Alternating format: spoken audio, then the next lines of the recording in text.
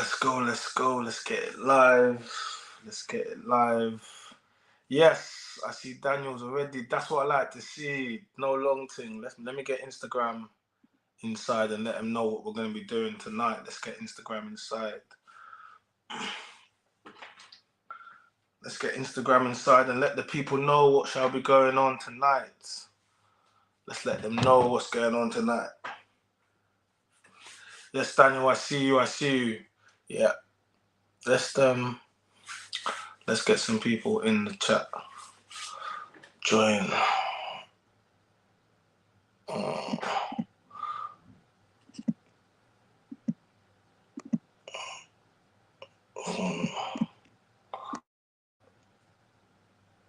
Let me just let Instagram cut. You know how this goes. We'll let Instagram know what we're doing.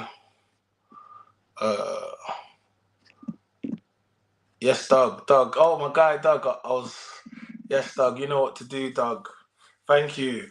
Doug, I was in there trying to do it. I see my guy, Doug. You know what to do. Yes, big up all my moderators, all my chat gang. I see you. Big up the moderators. I see you. Shout out to all the mod gang. Yes, that's it. Big up Doug MPA. Like the video, guys. Subscribe to the channel to become a member. You can participate in the members only chat and the member exclusive content. And the first tier of the membership costs less than a cup of coffee each month, which is $2.99. Guys, we have 3 separate tiers, and the top level membership gets you. If you're a content creator and you really want to have access to some of the stuff that we do, I think, yeah, you should probably join up to that. But the most important thing you guys do right now is you like the video. And of course, you subscribe if you haven't subscribed. I don't know why you would not be subscribed. That doesn't make any sense, but everyone should be subscribed.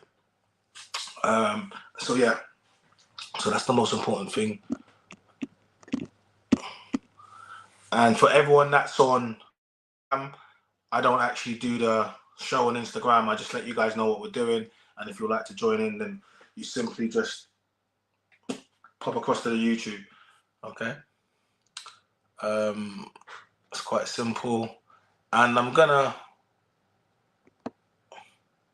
so that's the link to join the chat. So for our guests, that's the link you're gonna use. If you want to click that link, and it'll put you into the green room. And once you get in the green room, I'll be able to see you, and then we'll get you into the chat. So yes, big up everybody, big up everybody. Yes. Wait, let me talk to Instagram. Instagram. We are streaming live on YouTube. You know how this goes. I don't actually, the show is for everybody, but if you want to see the show in its full entirety, what you need to do, you need to pop across to YouTube. The link's in the bio. You can search my neighbor's channel on YouTube quite easy. You're going to see my account, and you're going to see the red circle. That means that we're going live, and you can jump into the chat and you can see what's going on. Okay, that's the best way to join the chat. Okay. Oh, I see my cousin there. Big up A Boogie, Big Swift Guards. So I'm saying, close protection security, the best out there. I'm saying, I'm so we so cool.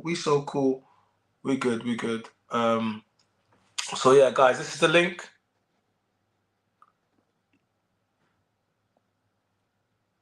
So don't mind me.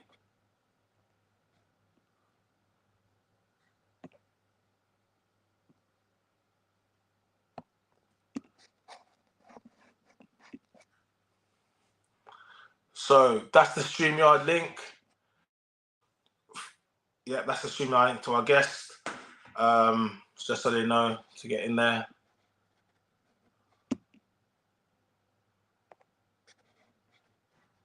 Perfect. So to our guests, if you can just make sure that you have your audio turned on.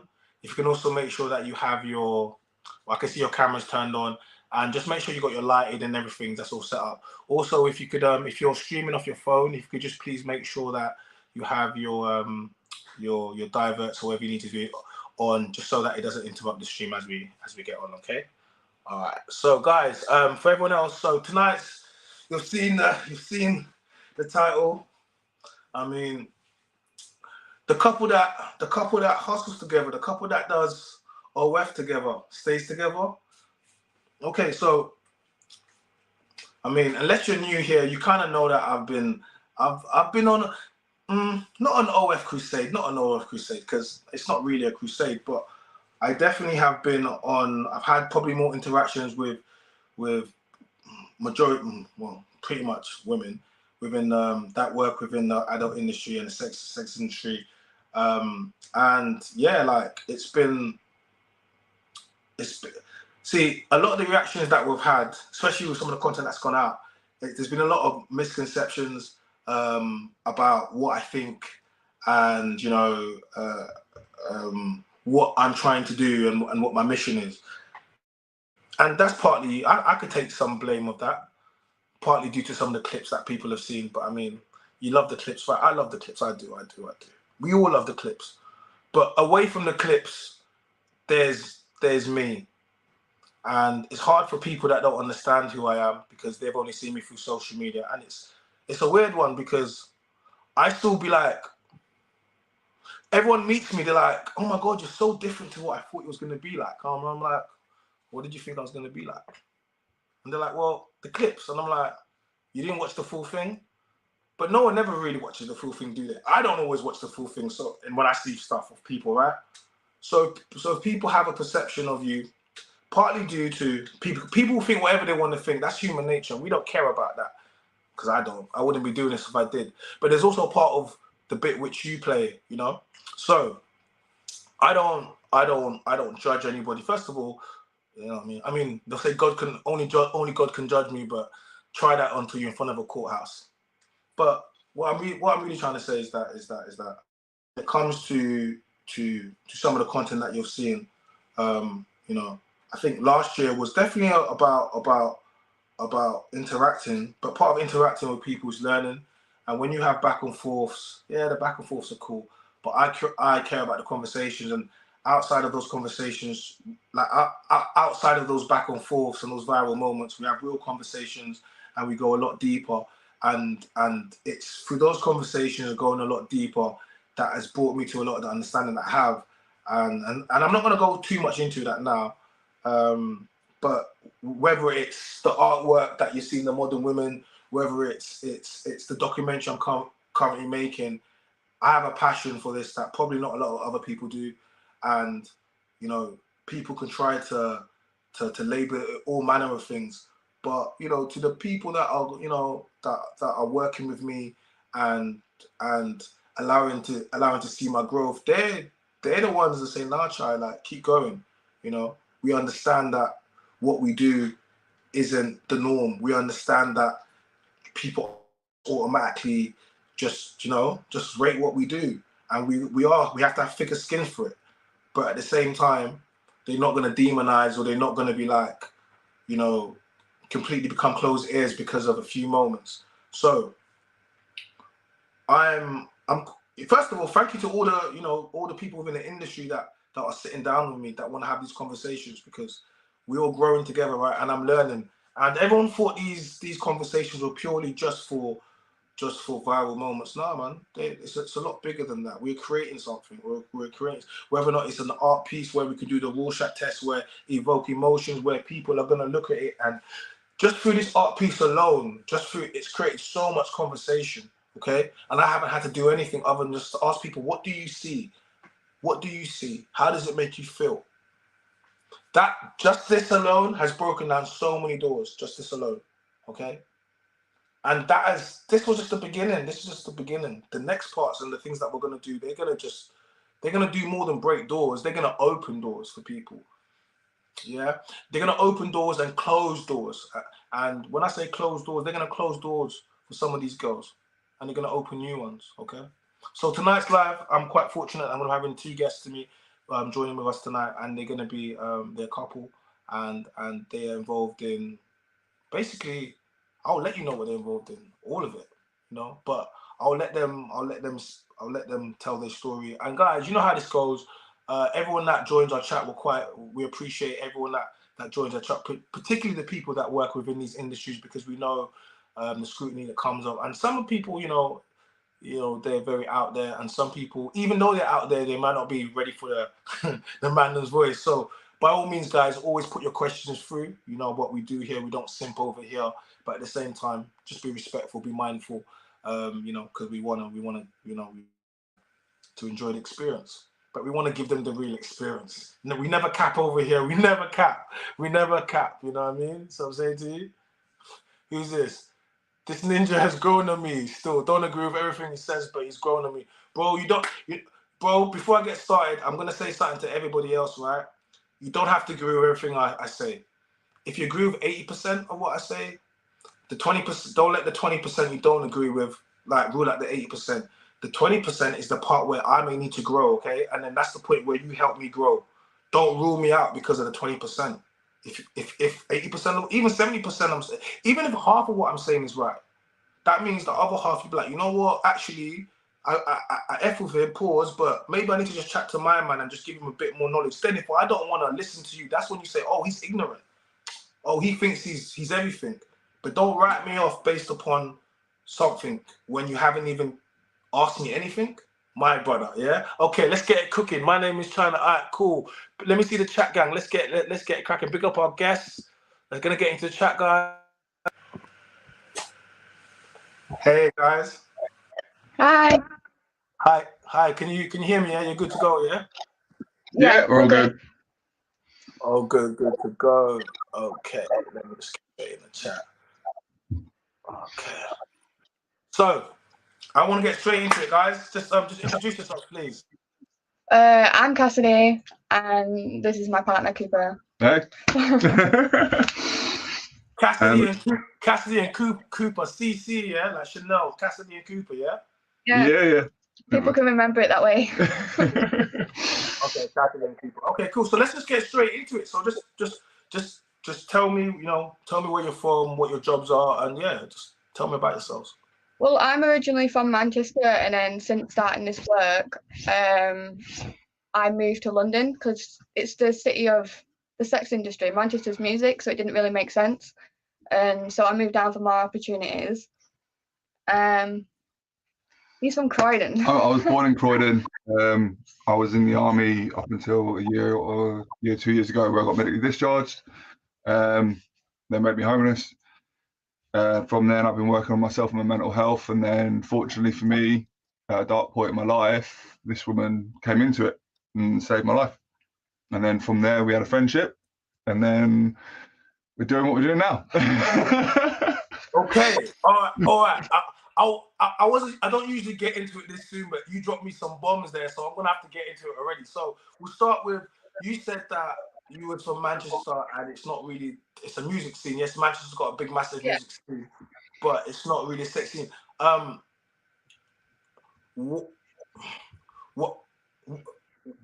Why? Okay. I'm not trying to work, but I just want to ask, like, so how old was you when you left there? That was one to ask. I moved May last year down here. How old are you, may I ask? I'm 28. You're 28. So have you always wanted to work in this industry? No, not at all. I used to want to be a journalist. Like to start from the beginning would be a massive trigger warning because it's due to sexual assault and rape. So it's one of those where I've seen girls talk about OnlyFans because they want to do it and they want to make money, but mine's a hell of a story. Yeah. Okay, so I'm gonna just stop you there because I don't want to be condescending, but I was actually gonna say, but I wanted to wait for you to say it. I was gonna say,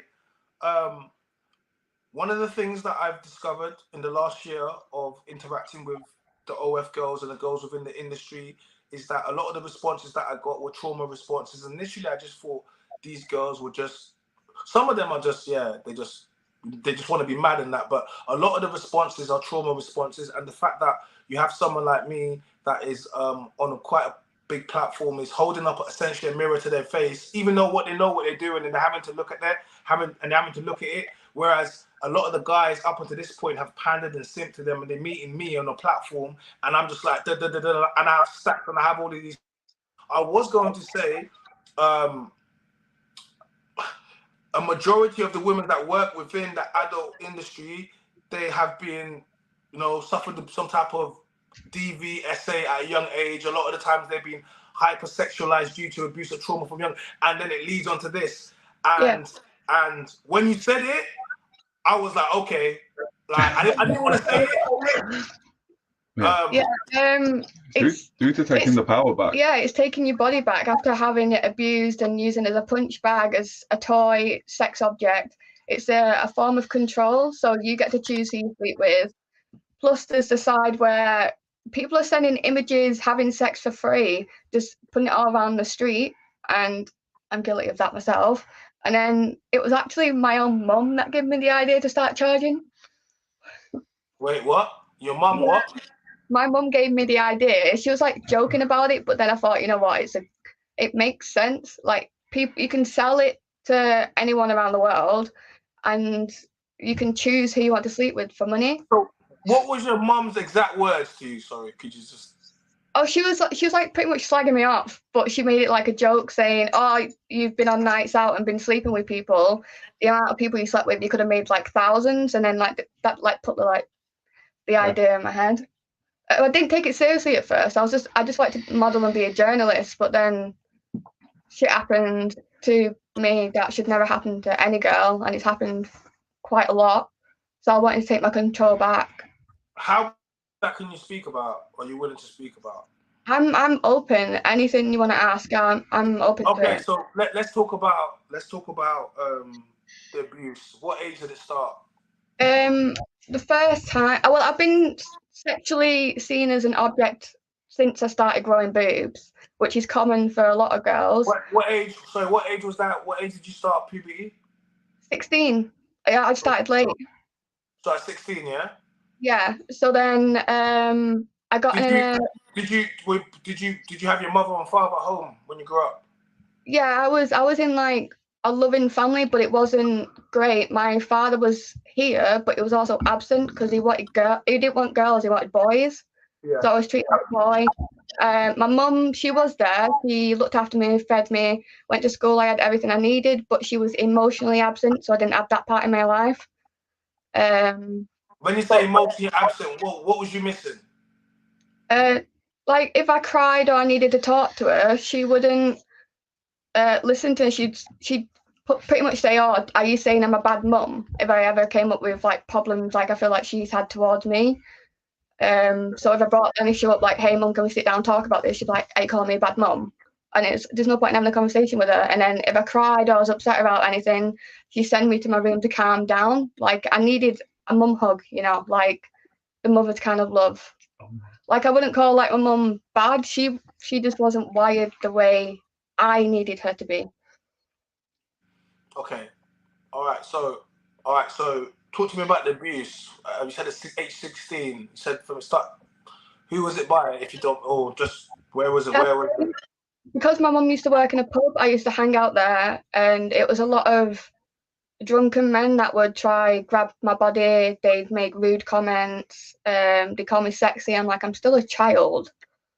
And then that gradually got worse. Like men got brave and started feeling me up. I was raped at 19. So that's why. If you could just say grape just for the algorithm, it just. I was raped at 19. Yeah. Sorry. I always forget because I'm so honest. It just comes out. No, it's not your fault. I should have said that before. Yeah, we're very honest, open books because we both had very, very interesting lives. Yeah. So carry on. Sorry. So 19. Yeah. So can you speak to me about that? Yeah, I went on a night out. Well, to be fair, I was in an abusive relationship from 17 until 18, where the guy pretty much never let me have contact with my own family. He would hit me, but say he was play fighting. But do you know when the hits are so hard, you just like this. You're not playing. Was he older than you? We were the same age. Oh, same age. Okay. Yeah. So I think it was like 6 months older than me. We were both 17 at the time. He emotionally abused me, making me feel small, that no one else would want me. He's the only one that should be with me. He quit his job and then forced me to work 7 days a week. Eventually, I kind of started twigging on because I was so young. You don't realise what an actual relationship is. It's like my first one. He'd play fight to the point I'd end up with bruises. He'd degrade me. He'd tell me he wants to sleep with my best friend, and ask to sleep with her and stuff. I never said no. He's bisexual, but he's in denial. So he kissed a lad on a night out. I don't know if he's done anything else, but he said, "Oh, I did it to shut him up." So anything that I did, I had an excuse. Like, yeah. Normally, when we want to shut a guy out on a night and he's talking shit, we just hit. You know what I mean? We don't tend to kiss a man. That's what I'm just saying. I'm just saying, if a man's talking shit and he won't shut up, make him shut up. You don't be like, oh, I stuck my tongue on his mouth. Pause. What the hell? Yeah, he's gay. He was definitely. Yeah, I say that. He's in the closet. Like, there's no shame in it. I don't even know what I am. I like whatever gender, whatever. So you like anything? Maybe I don't like labels, to be fair. But yeah, he kissed the guy on a night out and said it wasn't cheating because it's the same gender and it was to shut him up. Yeah. So I broke up with him. I rang my mum. I was like, I'm done. I can't cope with this anymore. Rang my mum, got out, never saw him again. And then within 4 days of breaking up, I went on a night out because my friend wanted to cheer me up, and she disappeared. And the guys that we were hanging out with, one of them was like, I'm staying at my grand's house, got a spare room, you'll be safe. So I went back thinking I'll be safe, I'll be in my own room. And then he decided to grape me, despite me saying no.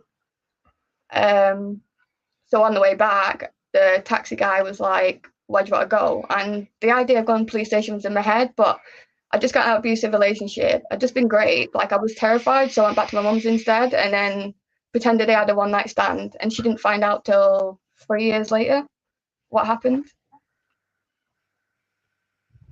But I still never came forward because of the whole 6% of rapists get sent down. So I was terrified of no one believing me. Okay. So the next time you said it happened again? Yeah. So I started modelling at 20. It wasn't even like proper glamour. It was like tease in a way. So I didn't show nipple. I didn't show anything downstairs.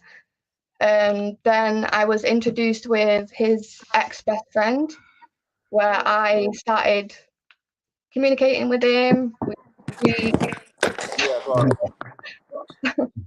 So we started communicating, and we decided to model together. But when I went down there, we decided it wasn't modeling we wanted to do. We thought maybe we should start Pornhub. So what? Pornhub. We wanted to do like Pornhub videos. Corn. I should have said this before. I definitely should have said this before. It's corn. Yeah. I should have said this before. Yeah, go on. So yeah, at the age of, I think it was, how old was I? Just 26, 27. I can't remember the exact age. I got in touch with this guy about modelling, and then I went and visited him in London. And it's always London, isn't it? It's always London. So yeah, I came down. We actually gained a friendship, and we became quite close. So we started working together in Pornhub. Yeah. And then eventually the friendship went downhill. I saw that this guy was quite the manipulator. Okay. There's a term called nice narcissist, where I'm going to label him as one, but it sounds similar. So they gain women like as a friendship. They give them what they want. They love bond them. He's a tattooist, so he gave me 3 tattoos. I got piercings. In return, like you. So on the face, he's a really nice guy. Yeah. So on the face, he's the nice guy. They do something for you for something in return, but they expect it. So it's kind of like a bartering trip. I've done this for you, so you do this for me. And then until they have use of you. He did the same for me. Yeah, he doesn't just do it to women, he does it to men. So for men, you have to provide protection, reputation, snow, women, and keep his reputation high. For women, it's either body, snow, or you cook and clean for him. Our friendship went downhill because I refused to cook. I hate cooking, but I would clean. I would join the parties. I'd look after it. I mean, you could clean. I mean, you just couldn't cook. At least you had one of everything. Like, no matter what you did, if there was one thing you didn't do, he'd have a go at you. He'd make you feel like shit. So I decided I didn't like I noticed the nice narcissist part where it was the nice guy was like cracking, his mask was falling off.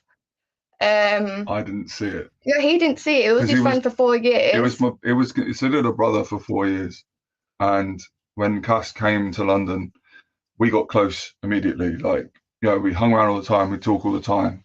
Last ones at the party, always. No one could outdo us. So. Yeah, we're always the last ones go in. We always, you know, I was kind of like security for the party. I make sure people were safe. You know, nothing bad would happen. But every time something bad happened to Cass, I wasn't around, and I didn't twig until certain things happened. Yeah, I went to a birthday party after I returned from Thailand, so about end of June. And I went to my friend's birthday party, and it was like a rave, then a party, then an after party, and I think it was like a final after party.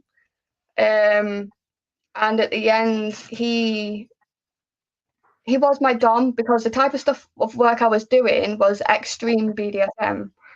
So he. Can you explain to people what that is, please?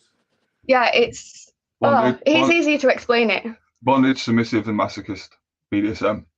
So it involves pain, pleasure, dom, and submissive. Now, if you're a dom, and if you call someone a dom, they're supposed to be your protector and look after you. There's 2 types. There's the sexual stuff, which you do in BDSM scenes, and there's life doms, which is what I am to Cass. Yeah. Which means I look after her. She's my sub. She's the most important thing to me. You make sure they're well dressed, they're cleaned, clothes, drinks, and then more importantly, you protect them because they are yours, as any pro dom should do, especially a life dom. Man, in this situation, Cass was in a situation with someone else where they hurt her very badly, and he was supposed to be a dom and looking out for her. And of course, in the BDSM world, there's safe words, there's limits that you should know. Even if your partner was playing with someone else, I don't allow that of my partner playing with someone else. But in this situation, it was the limits. So basically, I couldn't speak because I got slapped, I got spat on, and their limits this guy knew I don't like. So I went mute out of like what's going on. So I gave him the eyes, like the help me eyes, and he stood there. It was like, if something's wrong, speak up for yourself. I was like, I still couldn't speak. And then eventually this guy stood on my neck whilst my hands were tied. And yeah, he stood on my neck. I was just going to say something. Like, it's quite interesting, yeah. Big up the chat, because they said, isn't that just how a traditional relationship works? You're basically, like, it's like submissiveness to your partner, to your husband, like, providing, making sure she's protected. Like, is that not just a husband role and a wife role? It can be. It can be in a husband role, but there's different dynamics. So no, because I'm saying, in what you're saying, you said you're a lifelong dom, right? Yeah. And everything you described is of a. Exactly, but things like Cass wears a collar that says she's owned by me when we go in public. Yeah, it says property wait, of. Hold on, wait. Oh, you lost me there. Wait, she wears a collar. I'm not going to on right now because I just had a shower, but outside I'll wear a collar that says property of Cooper on it. Oh, how did you not come on with that, man? How did you not? How did you not come on with that, man? I take the role very seriously, as you know, you are supposed to be a protector and everything like that. But it goes to the extremes of I decide who can and cannot touch her. Who can talk to me? Who can talk to her? Who can this? Because of her past, because of how badly she's been hurt, I'm so protective that if I don't like you, if you're not a friend, if I don't believe you or trust her, you don't get to talk to my girl. End of. Oh, Cooper, I like you, bro. Poor. Hey, listen, you're chatting to my. Hey, maybe I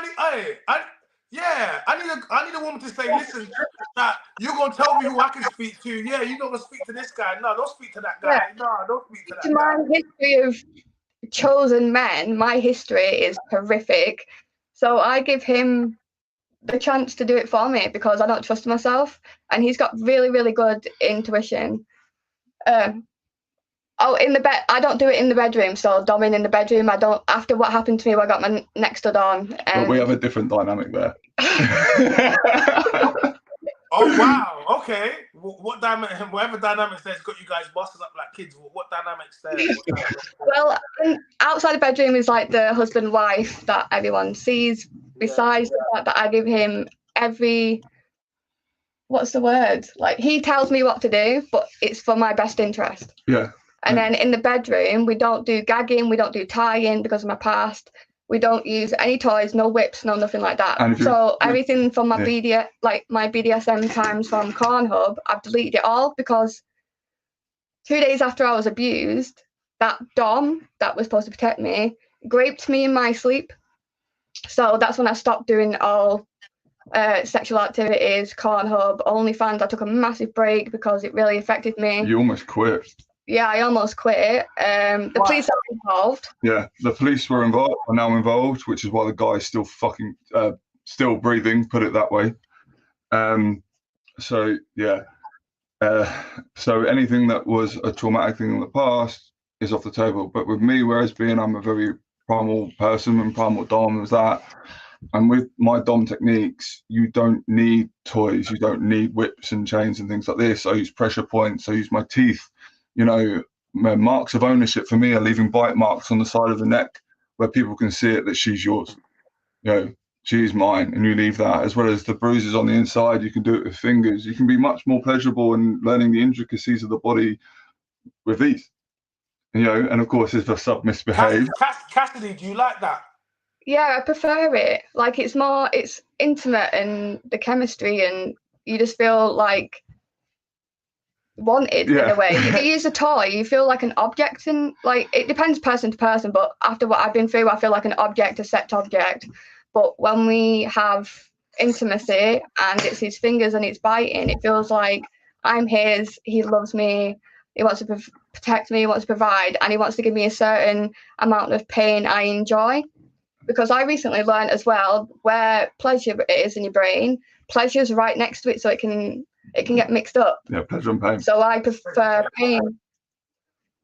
So, and there's also different types of pain, you know, from getting slapped to bitten and all sorts of bits and pieces. But there's also limits, because in a dom and sub relationship, especially in the bedroom, the sub is, everyone gets this big thing confused where the dom's the one in charge, whereas in reality it's the sub, because the sub sets the limits. The sub is the one that says stop, I don't want to do this, or you've gone too far. Like in the past, I've bitten too hard, and that's it, stop, end of, scene ends. Then you go straight into looking after them, like, right, okay, cuddles, kisses, what do you need? Do you need lotion on for the bruises? Do you need ice on certain sore marks? And then your role as a dom is to look after them and offer that aftercare, which unfortunately a lot of people don't. A lot of people don't, which is why we also do dom lessons and sub lessons as well, to get that dynamic in, because a lot of guys white men who just like to abuse women and hide it under the title dom. Yeah, which is a big thing for me, and I've told many guys off for this, because they come up to me and go, oh, you know, I want to dom this girl, I want to do this and this and this, and I'm like, right, well, first of all, why do you want to do it? You know, oh, are you going into this because you want to pleasure yourself, or because you want to hit a woman? Yeah, kind of thing. Don't get me wrong, I am a bit of a sadist. I do enjoy getting pleasure from someone else's pain, but there's certain ways you can do it. There's certain ways you can do it where it's not just you're using that person as an object. 50 Shades of Grey. Yeah, 50. Oh my god. It's not. It doesn't portray it even right. If you watch 50 Shades of Grey, throw it out. It doesn't exist. That's not what it's like. That is a white person who abuse women. That's a rich white man. The only reason why that man gets away with it is because he's a bloody millionaire. That's the only reason how. Rich white man. The only way if he was a poor guy in a caravan doing the same thing to a woman, he'd get arrested. It'd be the next CSI show.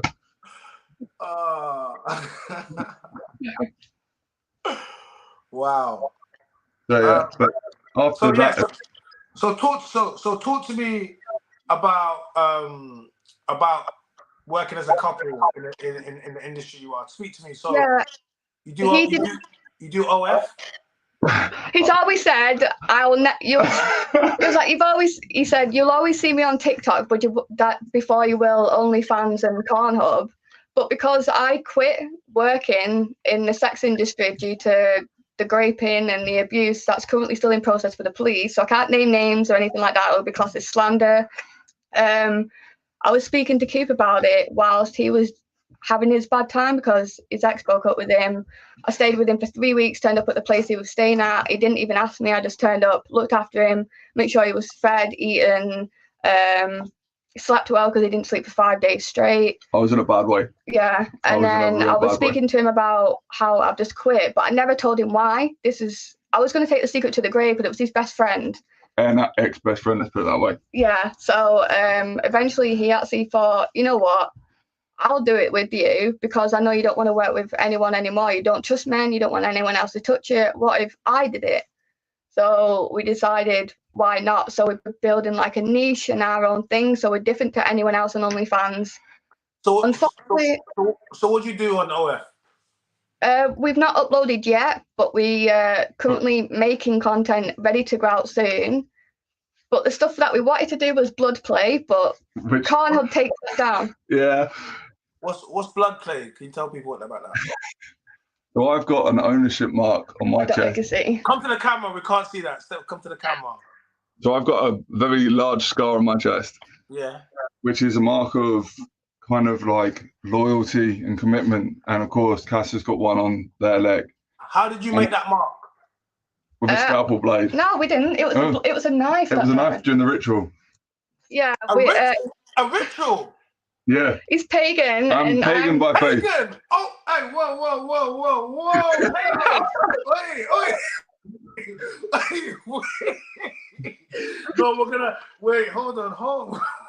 Wait, I'm gonna need me some holy water. I told you we're different from everyone else. We're different from everyone else. Wait, did you say rituals and blood? Yeah, I worship Lilith and he worships the pagan gods. No. Hey, man, there. Hey. We made you speechless. I wasn't expecting that. I wasn't.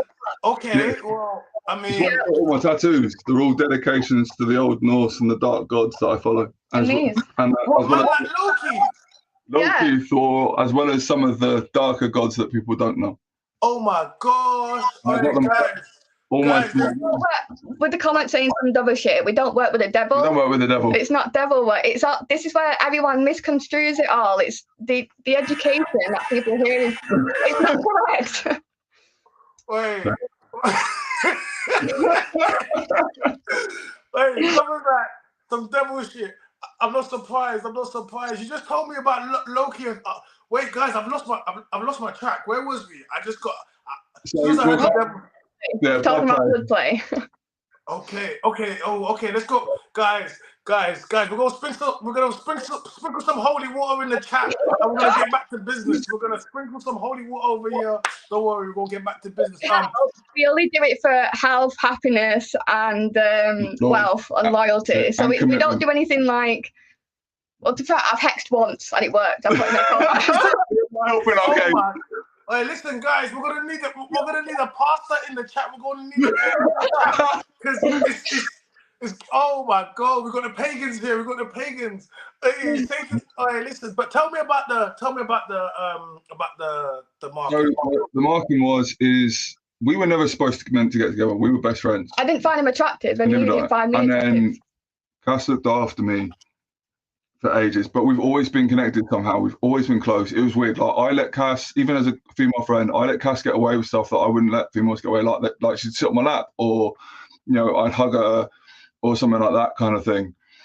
And during that dark time, and then all of a sudden we kissed, and that was it. We were together. And then as we started out, we were like, you know what? We're just gonna stay friends. We'll keep this casual. I'll work with you because you feel safe with me. We'll keep it at that, kind of thing. But then it evolved. And then feelings got involved, and then it went from hang on a minute, Cass turned around and was like, actually, I don't want you going with others. I want it to myself. And I was like, normally I'd be like, nah, sod that. I don't want to do this. But then because it was her, I was like, actually, I don't see anyone else but her. So I was okay with it. Then I thought I'd lost my faith a long time ago, especially when I came back from Afghan. And then what faith were you? So pagan, so like Norse and dark pagan. I had my runes that are on my chest and on my stomach. When you say dark pagan, Yeah. What's the difference? Well, So there's pagan and there's dark pagan. What's the difference? Yeah, it's the worship. We worship the darker gods than we do. Yeah. Yeah. I mean, wrong. So when you say the darker gods, what's wrong with gods? The It's not good enough. The bright light ones. I used to be Christian. I used to pray to God. I used to go to church. I saw no results. All I saw was abuse, raping, and a really bad life. But as soon as I started worshipping the darker gods, I'm safe. I'm at Cooper. I'm blessed. Like, when you said that, it froze. What happened? Why did it freeze? And with me, I've been pagan majority of my life because I've fought all my life, from underground fighting from a young age to being a bouncer, doing some bad things, and then joining the army. I even have my war wounds across my chest and my stomach, blessed by the Danes in Afghanistan. And so you was that before you went to the war, yeah? It wasn't okay. You was that. Okay, cool. Go on, carry on. Yeah. So, but when I came back, I was in a bit of a bad way because I'd lost everything while I was in Afghan. Like, I had a relationship that I thought was going to last, ended. Luckily, I was deployed in London, so I met my friends who saved my life. I love these comments and stuff like that. But due to the life that I had in the army when I went from that, the army, as well as I didn't realise I had undiagnosed mental health stuff, of course, which, you know, about the army, it's very stressful. PTSD. Yeah, things like that. CPTSD. CPTSD, because I didn't realise the life and how violent it was affected me later on in life. And then we didn't care about him. Yeah. As soon as it went downhill, they just thought, you know what, send a bit. Yeah, and then as soon as I started showing signs. But that's the story that you hear all the time about how they treat you after the army. Veterans are so mistreated. Prisoners get treated better than veterans. They made me homeless. When I got medically discharged, I was supposed to be on this big, we'll get you a job, we'll get you things sorted. And they cut it short because of how bad my disorders was, because I developed psychosis as well. And they were like, no, you're out in 3 months. And I'm like, well, why? And I said, because you on paper, the army don't want anything to do with you. You've got ASPD, pseudo hallucinations, CPTSD, hypervigilance anxiety to violence. Like, and I was lucky, thankfully, and I shout out to Veterans Aid for this. I managed to get hold of them, and they put me up in a veterans hostel, which is where I live, where I don't, where I'm not staying with Cass. And they helped me with that. They got me more therapy. I'm back in therapy, get on that healing journey to be a better person, be a better partner. Yeah, because on paper, he's the definition of what a serial killer would be. So let's not stereotype all the dark pagan, man. But on paper, I look like a monster. I'm 6 foot. I'm 92 kilos. I've got a history of violence. I'm ex-military. I'm ex-infantry of all things as well. People don't realize. You do look like you're gonna kill. The thing people don't realize is, even though we're dark pagan and we do blood work, that's for us ourselves. But he protects. Like, we go out on nights out because we're part of the LGBTQ community on like raves and stuff. So we go out, and he's basically security. He's free security. Anyone who touches, mistreats, speaks to LGBTQ badly, he will grab them, do whatever he needs to get them kicked out and banned. Like, he's so protective. Like my queer friends, when I came back to London, saved my life because they were so nice to me.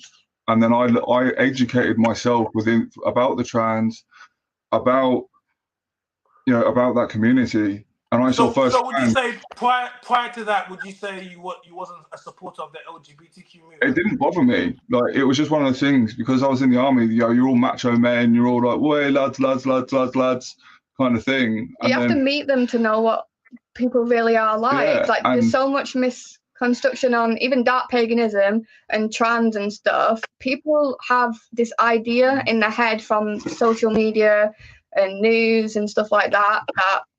We try and educate people properly. Like, we're there all the time with our gay, trans, they, them friends, and we support them, and we try and help them build confidence. And what the biggest eye opener for me was seeing how they got treated by the public.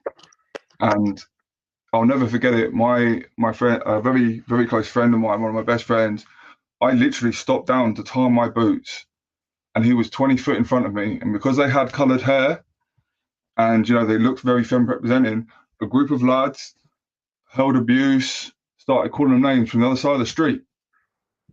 and I lost my shit. I ran over, I got in the fucking faces by the throat. I went, who the fuck, who the hell you think you are? And because it was me that was doing it, a big white guy, they lost their shit. They're brave when they're picking on people that are like small and can't defend themselves. But the moment I stand up to them and go, right, listen here, dickhead, let's have a go, all of a sudden it's, oh, sorry, mate, we didn't mean it was only a joke. And I saw it so much. What do you have to say about this?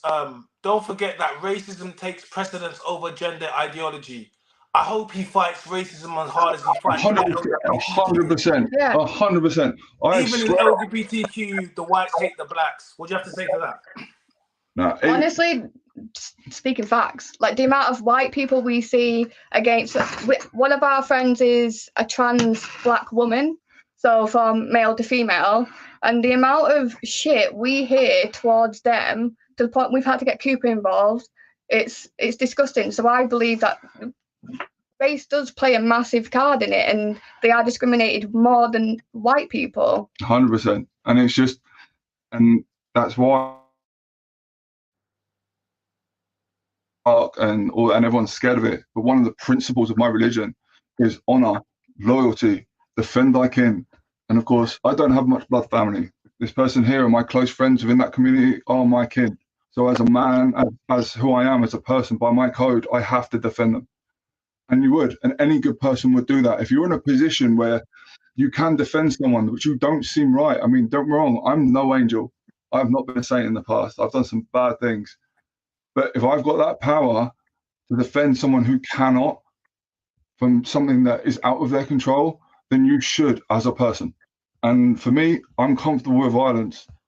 So doesn't bother me. And if me getting violent with someone stops them in the foot, makes them second think about it in the future, more than happy to. So Sorry, have you guys got any? So you say you haven't joined OF at the moment, yeah, but you'll be making content. What type of content are you? So you said blood play, yeah. So yeah, blood play we can't do that. We do that in private because Cornhub takes it down. Even if it's a period, anything natural, if it's blood, they take it down. So okay, cool. Okay, so what type of content? We're going to show the. What type of content are you making for OF at the moment? Get rid of this one. No, we're back. Yeah, we're back. There we go. Okay, so in ours, we're going to. Cornhub's seen as like some educational purpose. It's not. It's fake. Oh, your Wi-Fi is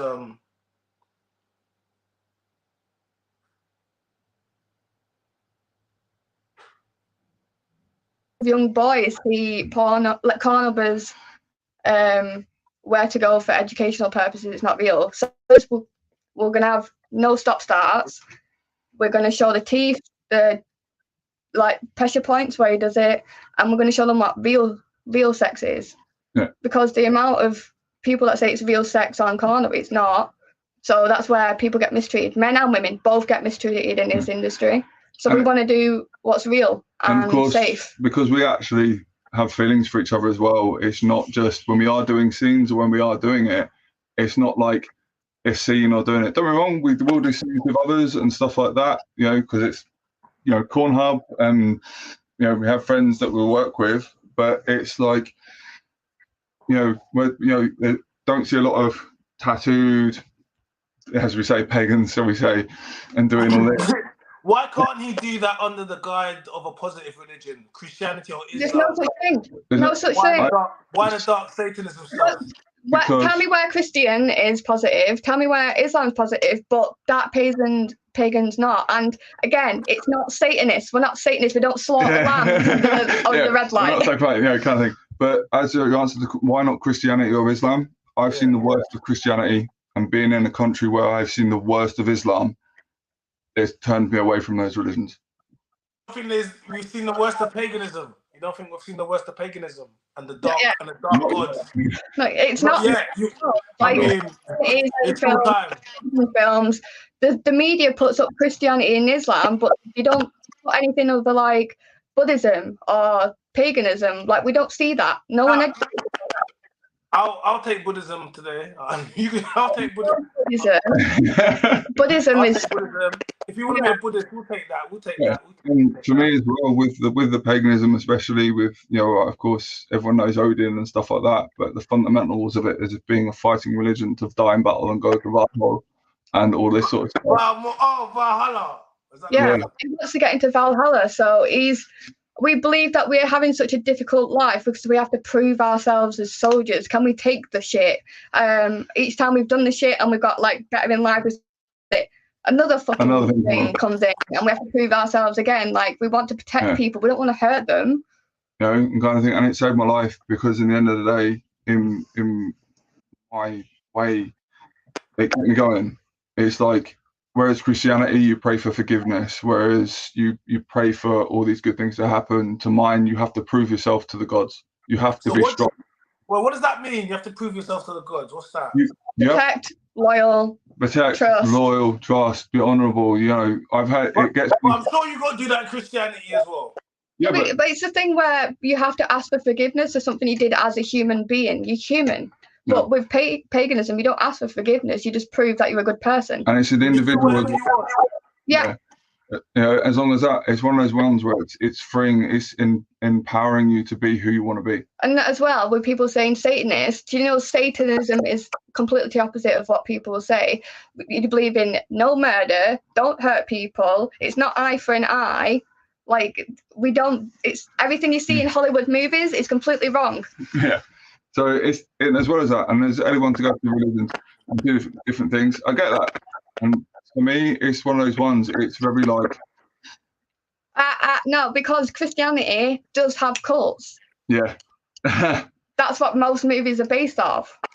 You know, and with that as well, I'm someone who believes that if you have a religion, be that religion, you know. We respect all religions as long as you do it for the good, like we do ours for the good. We just use the dark gods because they're stronger. Yeah. And it's... Wow! Yeah. But to us, they're stronger. Yeah, to someone us, else, because out of Jesus is king. Personal opinion, I was a light worker working with God and working with angels. I saw. Now you switch sides. Yeah, I switched sides because I saw nothing but abuse. I was hurt. I was raped. I've lived a poor life.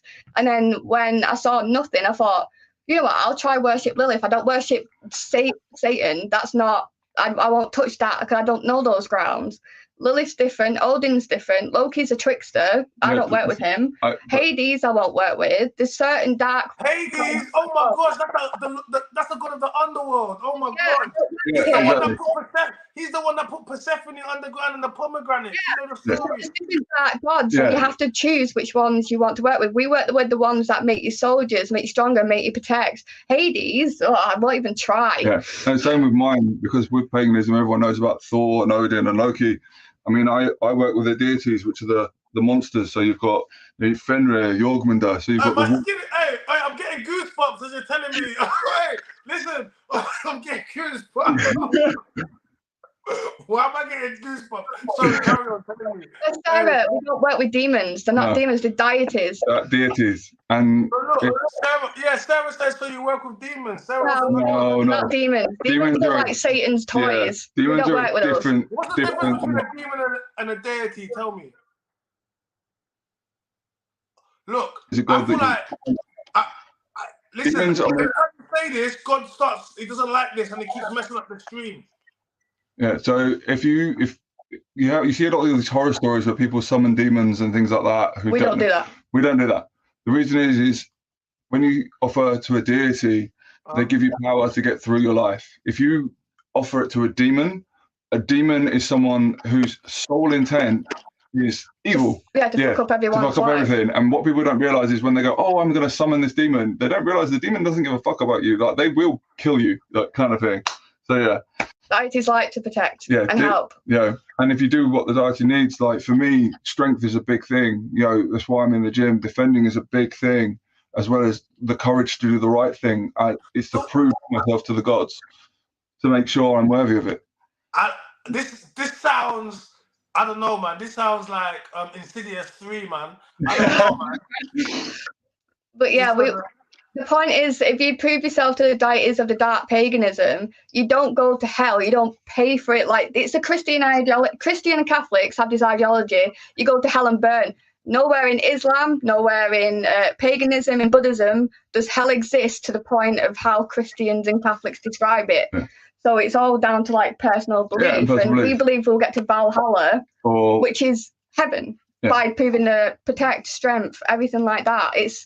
And even then, it's one of those things where a lot of people get this idea of, that, especially from the Vikings programs, where it's Valhalla is the end goal. If you don't die in battle, the other afterlives aren't that bad, if that makes sense. It's not like you've got to be cast. Yeah, Sarah says, big up Sarah Collins. She says, reincarnate. You keep doing it over and over and over again. What happens if you don't prove yourself? What happens?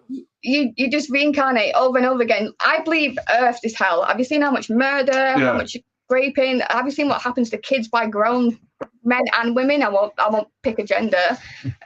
So I believe Earth is hell, and to get out of it, you have to prove yourself. You have to protect, love. Don't hurt anyone, like to the point of murder. Hurt them if they're hurting someone else. I believe in that. Yeah, I think that's what pretty much all religions allow. And it's what you believe in at the end of the day. So we can talk about all the gods and all the religions and everything like that. But we'll respect yours as a Christian. We'll respect it. If it makes you a good person, why would I judge you based on your religion? I judge you on your person, yourself, your character. How you are towards me that's the end of it, no matter what you believe. And that's it. Everyone's entitled to what they believe in. What we believe in, and even that, like, if it helps us get through the dark days in our heads, I mean, I have a lot of head problems. If it helps me get through it and I find something that I can grasp onto to make my day even a moment easier, I will. And if it's something that makes sense to me and brings me and my partner happiness and gives me focus in life to not give up and not sink into the shadow, which I almost did, and thankfully this one came and pulled me out of it, I will. So anyone can believe in what they want, you know, but as yourself, you need a code and principles. And as I said, I wasn't a nice guy, especially before the army. I mean, I was an underground fighter. I was a nightclub bouncer who did extra jobs, but I still had a code. You know, I still helped people who needed it, which is why when what happened to Cass by someone who I considered a friend, luckily it's getting dealt with officially, I would have gone a different route and used my own. You'd be in prison if I didn't go the official route. Because to me as a person, to me as a man, if someone does that to someone, you're the lowest of the low. End of. And I take that very seriously because I've been in an abusive relationship as well as a man. And as a man going through an abusive relationship. Right. Talk to me about your abusive relationship. So about 19 or 20. And I got with this girl, you know, kind of thing, all nice and good. But she degraded me because I was like the only one that, let's put it lightly, could please her in a certain way. She would, if I didn't have sex with her, she'd hit me. She had a lot of previous partners before me, and because I lived in a town, whenever I saw them out, she would purposely flirt or antagonize them to then fight me to prove my worth to be with her. No! To the point where, sounds like a demon. Yeah, and of course, at that age, and she knew the bad work that I was doing, which was, you know, violent stuff and being a fighter, I didn't realise the abuse to the point where she got high on drugs and drink one evening. I refused to have sex with her, refused. And she hit me with a frying pan to the point where in the morning I woke up, she'd obviously got me ready. I woke up to the point where she was doing what she was doing, but she hurt me so much that she tore part of my downstairs. She snapped his banjo, basically. What? And yeah. She's like Mr. Bobbitt. Helena Bobbitt. When he was recovering, whilst he was asleep, again, what happened to me, it happened to me in my sleep. It happened in his sleep. And she carried on, even though he said no, until she finished, and then she got off. Yeah. Bro, I feel so violated for you, bro. She graded you. And as a man, like, you know, I was 6 foot. I mean, I was bigger then than I am now. And you try and go to your mates going, guys, like, this girl's hitting me, degrading me and all this sort of shit. You should have given her 1-2 and a hook. Quick one. Just hit with a quick 1-2. We're back. No, I'm trying to still throw. No, I'm saying just hit with a 1. That's it. That's quick 1-2 on the left hook. That's it. Should have been quick one. and my back. Oh, and as he said, like, oh, you should have boxed her in the forehead. That's what he means. You don't hurt people. Yeah, you don't hurt women. yeah, This is why the misconception of why bro, get abused. You could defend yourself, innit? Just so you know, as soon as someone risks it's not about genders. It's the thing, if he went to the police and he said, "Oh, I hit a girl," she could easily lie. But it's one of those things. No, I know. I'm just saying, innit? Yeah, and that's one thing as well. Like, I was raised by my granddad, who brought into that principle: you never hit a woman, kind of thing. And of course, being in that relationship as well, not realizing that you never hit a woman, but I'll smack the hell out of a bitch. So and of course, I mean, I was about 8 years, so I know if a woman comes at me, you're allowed to defend yourself. Of course, what I don't want to put out, I don't want men to think that women are allowed to abuse. No, we're not. No. And they have to stand there and take the woman. I believe if a woman can hit you, she deserves one back. So tit for tat. If you're big enough and hard enough to hit a man, expect a smack back. I'll be honest with you. The only reason she's doing that is because she hasn't been hit before. The moment she gets hit, she won't do it again. And that's the thing. And I didn't realize what that was. Because keep your hands to yourself. Yeah. Listen, for everybody, keep your hands to yourself. And that's for male and female. Because if you put your hands on someone, don't cry back on you, okay? No. Quite simple rule, really. Yeah, man, quite a simple rule. There is a delay, so. Why is there gremlins? What's going on? There we go. But it was one of those things as well, because it's only been like the last, so we say, 10 years where men have started speaking out and emotions, and the whole. I got brought up in the whole man up, men don't cry, kind of ideology, and of course the army's a big one for that as well. No, but I believe men should cry. They just should never cry to their woman. No, but the thing is, he can't actually cry. I've never seen him cry. Like, even when he tells me his dark day, if he tells me about his dark days and stuff that's happened in his past, he's never shed a tear, not once. I've never seen him cry. And it's, Do you know why? Do you know why? Because he's a man and he knows that you don't need to see him. How is he? Okay, you said he's your dom. You're the sub. How is he supposed to be your dom if he's crying at you like a little son? You're gonna look at him like he can't protect me. Men can cry. Men should show emotion. It makes us feel more. It makes us feel like we connect to them more if they can show emotion. You know what it does? No, it makes because you want to treat him like a puppy, like a little child. He's not a child. He's a man. He's your protector. Yeah. There'll be some days. There'll be a time where he needs that affection. Of course. Yeah, 100%. But it's one of those things, like, as my personal belief of it, if you want to be emotional, like, there are emotional men out there, and I'm all for you. Embrace that emotional of it. But it's one of those things where I got brought up with men don't cry, don't this, you take it all, and in that abusive relationship, you take it, and you try and go, to your mum, and the way I knew it was an abuse was she phoned me on my dad's car because my phone wasn't working. And she berated me, and I hung. And my dad, she didn't know my dad was listening, even though he's an asshole. And I hung up the phone, and my dad turned around to me and went, "Son, like, has it always been like that?" And I was like, "Yeah, why?" And he goes, "That's abuse. Like, people don't realize that it's not just getting smacked around in the head, or her hitting me with a frying pan because I said I didn't want to sleep with her when she was high on drugs.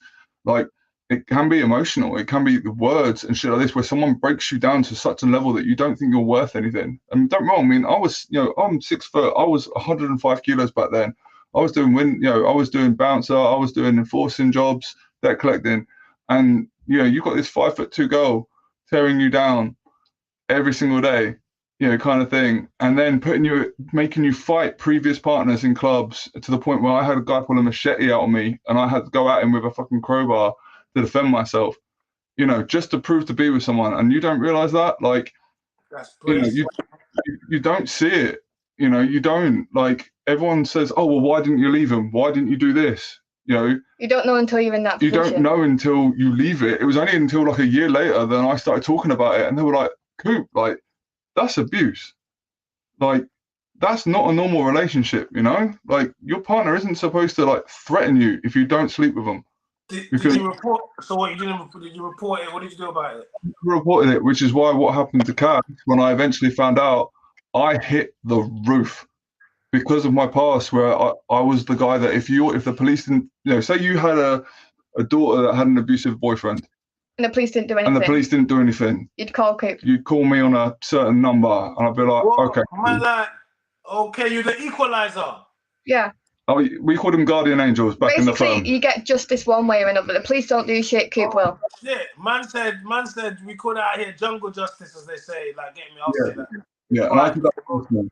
Yeah, trauma bond, you're right. Yeah, exactly. Trauma bond.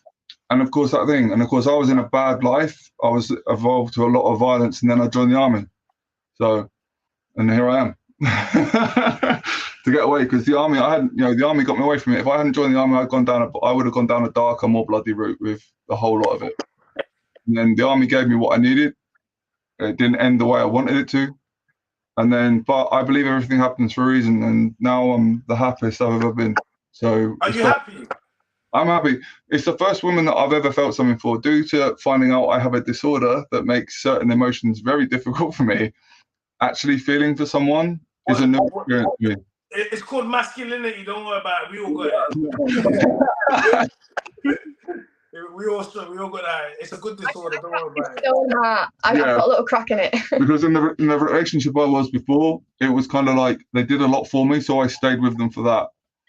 And then because, again, emotions and shit, because they did so much for me, I stayed with them because it was like, oh, they've done this for me. I must stay with them because they did this for me. Like a service. Like it's an act of service, it's called.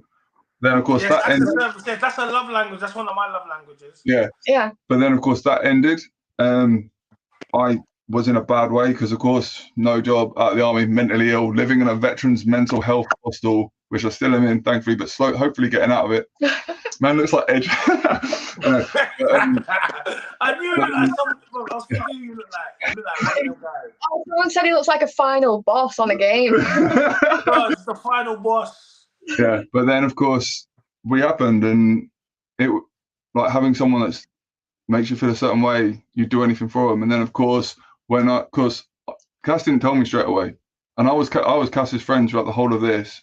So when it was only when she told me that it clicked. Whenever I wasn't there at the parties where she was, and all this bad stuff happened where they ply her with drink and drugs and take advantage or manipulate her in a way, it made sense. Because if I was there, I wouldn't let that shit slide because of who I am. And anyone they're associated with, anything like that, we've cut them all off. They're all dead to us. And believe me, if it wasn't for this woman here, there'd be body bags. And I'm not saying that because TV, oh, he's a big hard man. No, seriously, I take this shit seriously. As a man.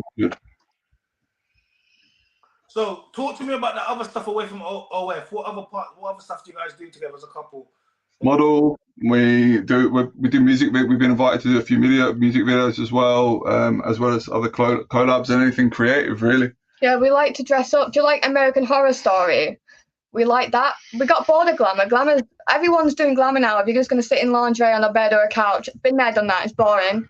I did it for 6 years. So now we love horrors and creativeness and people see us as scary sometimes. We thought, why not make that our niche? Yeah.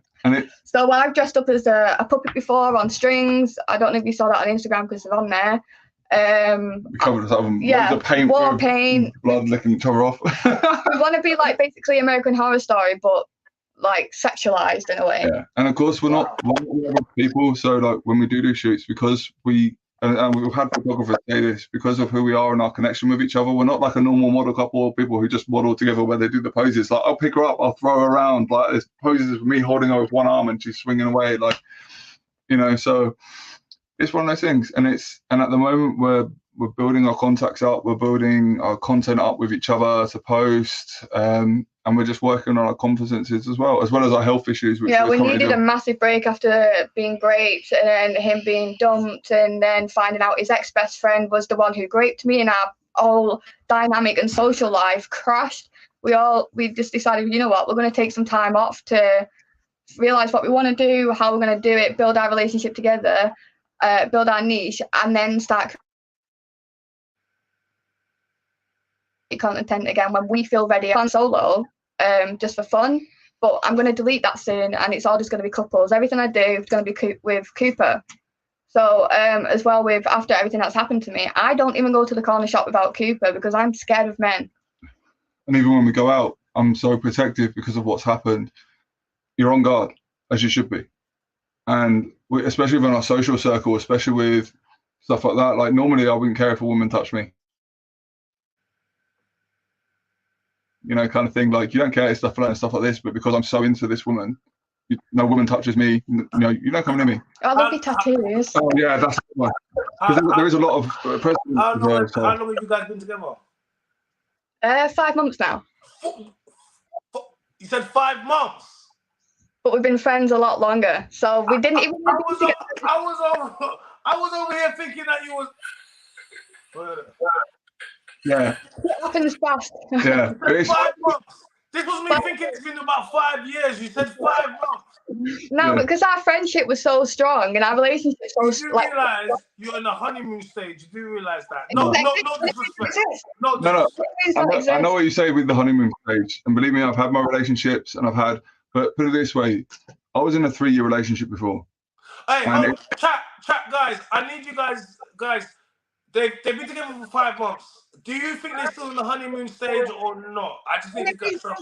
If the honeymoon stage ends, that wasn't a relationship for you. The honeymoon feeling should last a lifetime. Yeah, and as I was saying, with my relationship before, I was a completely different person.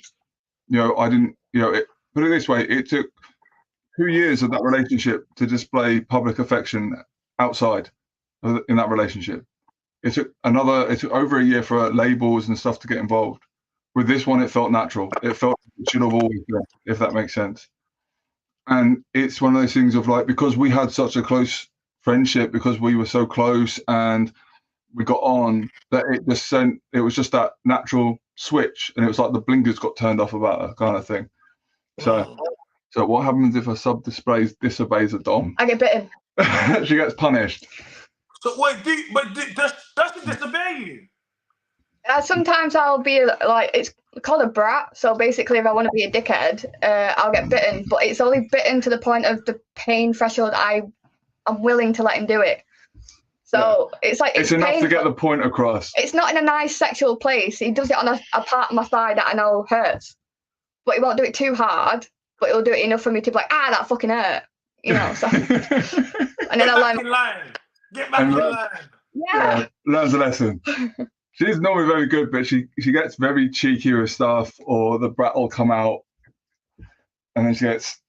Yeah, but it's all that sort of thing. I never believe in hitting women. I never believe in that anyway. I don't even like doing that as a dom. And where I've had previous partners, like when I was single, I had subs and stuff like this, and they would all want different things.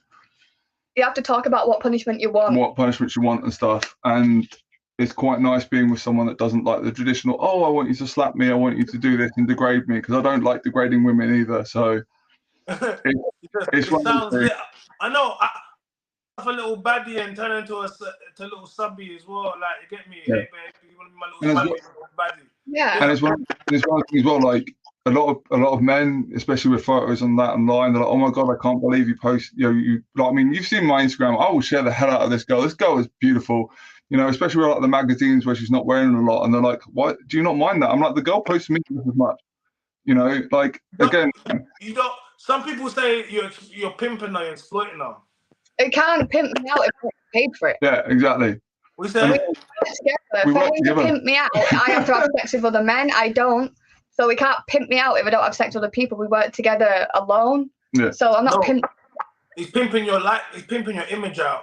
But then she does the same to me. Yeah. I ask him to help me do it. I'm sure she does the same to me. She'll share images of me and everything like that, like kind of thing. And it's the same when we go out. People, though, especially like the clubs that we go to, are very free, so you can wear what you want. Near nude is very hot, and I get guys going, "How'd you let your girl go out like that?" For 2 reasons: 1, she's mine. 2, I can throw hands. Like, I'm in a position where I'll defend my girl if someone touches her, and she feels safe enough that she can go out wearing whatever the hell she wants. She got to go out wearing a bra and a thong for all I care, because no one is going to touch her. Yeah, but don't you think, that puts you purposely into a situation for no reason? Don't you think it'll be? No, because I don't wear it like I wear it at raves, like certain raves. I don't. You wear bra? I thought you was joking. You wear bra and thong in the rave. Yeah. Yeah, in raves, we go to underground raves, and it's that hot and that sweaty. You have to wear next to nothing, otherwise you pass out. But on a day-to-day thing, I dress more modest. I wear jeans. I can't lie, you guys are lit still. And of course, the clubs we go to are very sex positive, very queer positive. Everyone wears next to nothing. And the clubs that we go to, there's a very bound grace of respect. So no homophobia, no inappropriate touching. Consent is a massive one as well. No racism. No racism. Like anything that's got brought up, if it doesn't get dealt with by the security, it gets dealt with someone in the rave kind of thing who's similar mindset to me. Because there's a few of us that the whole community looks out for each other in that sense. The guardian pagans. Yeah. Yeah, and like it's because it's that community. The whole community looks after each other. If someone's not having a good time, they'll get helped by someone, and that's what we like. And that's what it is. Like my girl's beautiful. I'm gonna show her off. And of course I take pride in my partner. And we don't like if a girl wants to wear a hijab or a burqa, that's her decision. I respect that. If I see a woman who wants to wear next to nothing, that's her decision. I respect that. You can't put a woman in a box if she's not comfortable with it, because it's. Don't you feel as if you both your previous experiences, the abuse, the trauma, the abandonment, the things that you've experienced right in your life has led you guys to a point where it's kind of you're bonded through your trauma. And like I said before, people that have been exposed, or being abused, hypersexualized, they seem to tend to want fulfillment and want attention and gratification through sex. No, we want control and to feel comfortable enough to feel how we wanted to before we were abused. Yeah. We want confidence. We want to feel like we can go out and not get abused or touched. We don't want to be sexualized. We just want to wear what we want to wear. If you're sexualizing someone, that's the other person's problem. That's their issue. It's the same thing as well. Like, I always bring this up. It's like, it's that family example. If you have to tell your daughter not to wear a short skirt because Uncle Mike's coming round, that's not on your daughter, that's on Uncle Mike. He shouldn't be sexualizing a kid in that way or someone in that way. It's like you can use it on why are the paedophiles that grape children? What did the child wear? That's the thing. And of course, where I've seen a lot of violence in my life, it's made me very, very protective because I've seen that other side of the world, the other side of life, which not a lot of people have seen. It makes me so protective over the people and the people I care about it because I've seen that bad side of life and what's happened to it. I've seen a lot of death, a lot of violence, a lot of blood. But okay, so you guys have been together for 5 months. Okay, cool. But you guys are bonded. It's quite clear to see you guys are probably. The reason why I'm surprised is because how close you guys are bonded and you know what I mean. Yeah. We were surprised too as friends. Like I could push boundaries other girls couldn't. Like he didn't cheat on his missus ever with me. He's never cheated. I've never gone that far. I never would with him. We were just friends where I could give him a hug and I can talk to him about anything. Like when he has triggers where he's the voices in his head getting bad, I noticed it. Like how he's twitching and what voices in your head? So I hear stuff. It's like horrible. It's got schizophrenic traits. So I'm gonna be real with you. I mean, this is kind of what happens when you start praying to those gods, man. I'm not trying to. This is before it. This is before. When you start, it's because of the demons and the deities and the. But saying I don't have voices. Where are my voices? Yeah, and I'm saying if that happens and he gets voices for worshipping dark ones, I have no voices. But the reason why I get them is because of my disorders. Because I've got disorders that make you impulsive and want bad stuff. It's fighting against them, if that makes sense. So it's like he says he has a devil on his shoulder, and then he has an even bigger devil. So he has to fight them. And because of my religion, and because of my faith and what it is, I don't give in to him. We can't speak on that. We don't have no idea. We can't speak on anything to do with Africans, anything like that. You don't have to. I'm going to speak on it. I'm just saying to him, what? Is he speaking to? I believe he's speaking to me. Why do Africans have the undying need to save white men? Save yourself. Liberals like Satanists are worse than Tommy Robinson and Enoch Powell. I'm not trying to change the religion. We're having a conversation. Yeah. I mean, I'm not We're trying to just say. learning, we're just educating, like. Just educating. And as well having as a conversation. It's Yeah. cool. Yeah. I'm not. I don't feel like you're trying to change me. I think you're like, oh my God, what the fuck's going on? But it's one of those things, like, because I've got mental health issues and I do shit that isn't there, it can make. He impulsively wants to chop people up. They want you to chop. They think you want to cut people up. People like him do. People with ASPD do. That's what serial killers have. I hate that example. Yeah, it's a bad example because he's not a serial killer, he's a protector, but he has the tendencies within the voices to do that. It's because one of the big things of things like ASPD, which is antisocial personality disorder, is I don't feel empathy. And in my head, where you see things like right or wrong, where you'd feel bad for hurting someone, I don't have that. And of course, that's a very dangerous trait to have. It's very dangerous. It's horrible. It's one of the worst personality disorders. Sociopaths, psychopaths have that. Yeah. And it's horrible, and it's something I fight with every day. Because, so the voices are what would be a serial killer, so he fights it himself. Maybe that's Loki. No, Loki wouldn't do that, trust me. Loki will just throw something at your head. Loki does tricks, he plays tricks on people. Yeah, he can do that. Exactly. I watched Avengers Endgame, I saw it. Exactly. But it's little things like knowing disorders, as well as having hallucinations, as well as having stuff, because I'm on heavy medication for it. I'm still in therapy, I'm still recovering, but it's the reason why it's that is, to be honorable, to be loyal, to like defend my kin and not hurt them is stuff that I take pride in myself. Like my therapist said to me, like when I got evaluated, they said the hardest thing you can do is be a good person, because you have things inside of your head that make you want to hurt people. And as you say, by how you speak, it sounds like you have a lot of empathy for these people. It's not so much empathy, but I know the difference between right and wrong. He just doesn't care if he did wrong. Listen, I got empathy. Why do you think I'll be out here trying to help the only family? Exactly. That's it. We've got empathy. Whereas mine is very limited. It's not that I don't have any of it. I have a little bit. He has social cues. Like he's learned from watching people and from therapy of what to do. You have empathy for people because you wouldn't be trying to help. You wouldn't care about all the different, bands of groups and genders. Just put it like differently. He doesn't feel sad, and he doesn't feel. He's got anger and he's got like stuff like that, but he doesn't feel sad. Like so, the way I'm really empathetic. Yeah. I'll cry because someone else is crying. If he sees you crying, woman would always be doing that. Yeah. That's an example. I will feel their feelings. He won't. He'll like give you like the whole social cues of like, are you okay? What can I do? That's because he's trying to be human, because he doesn't feel human.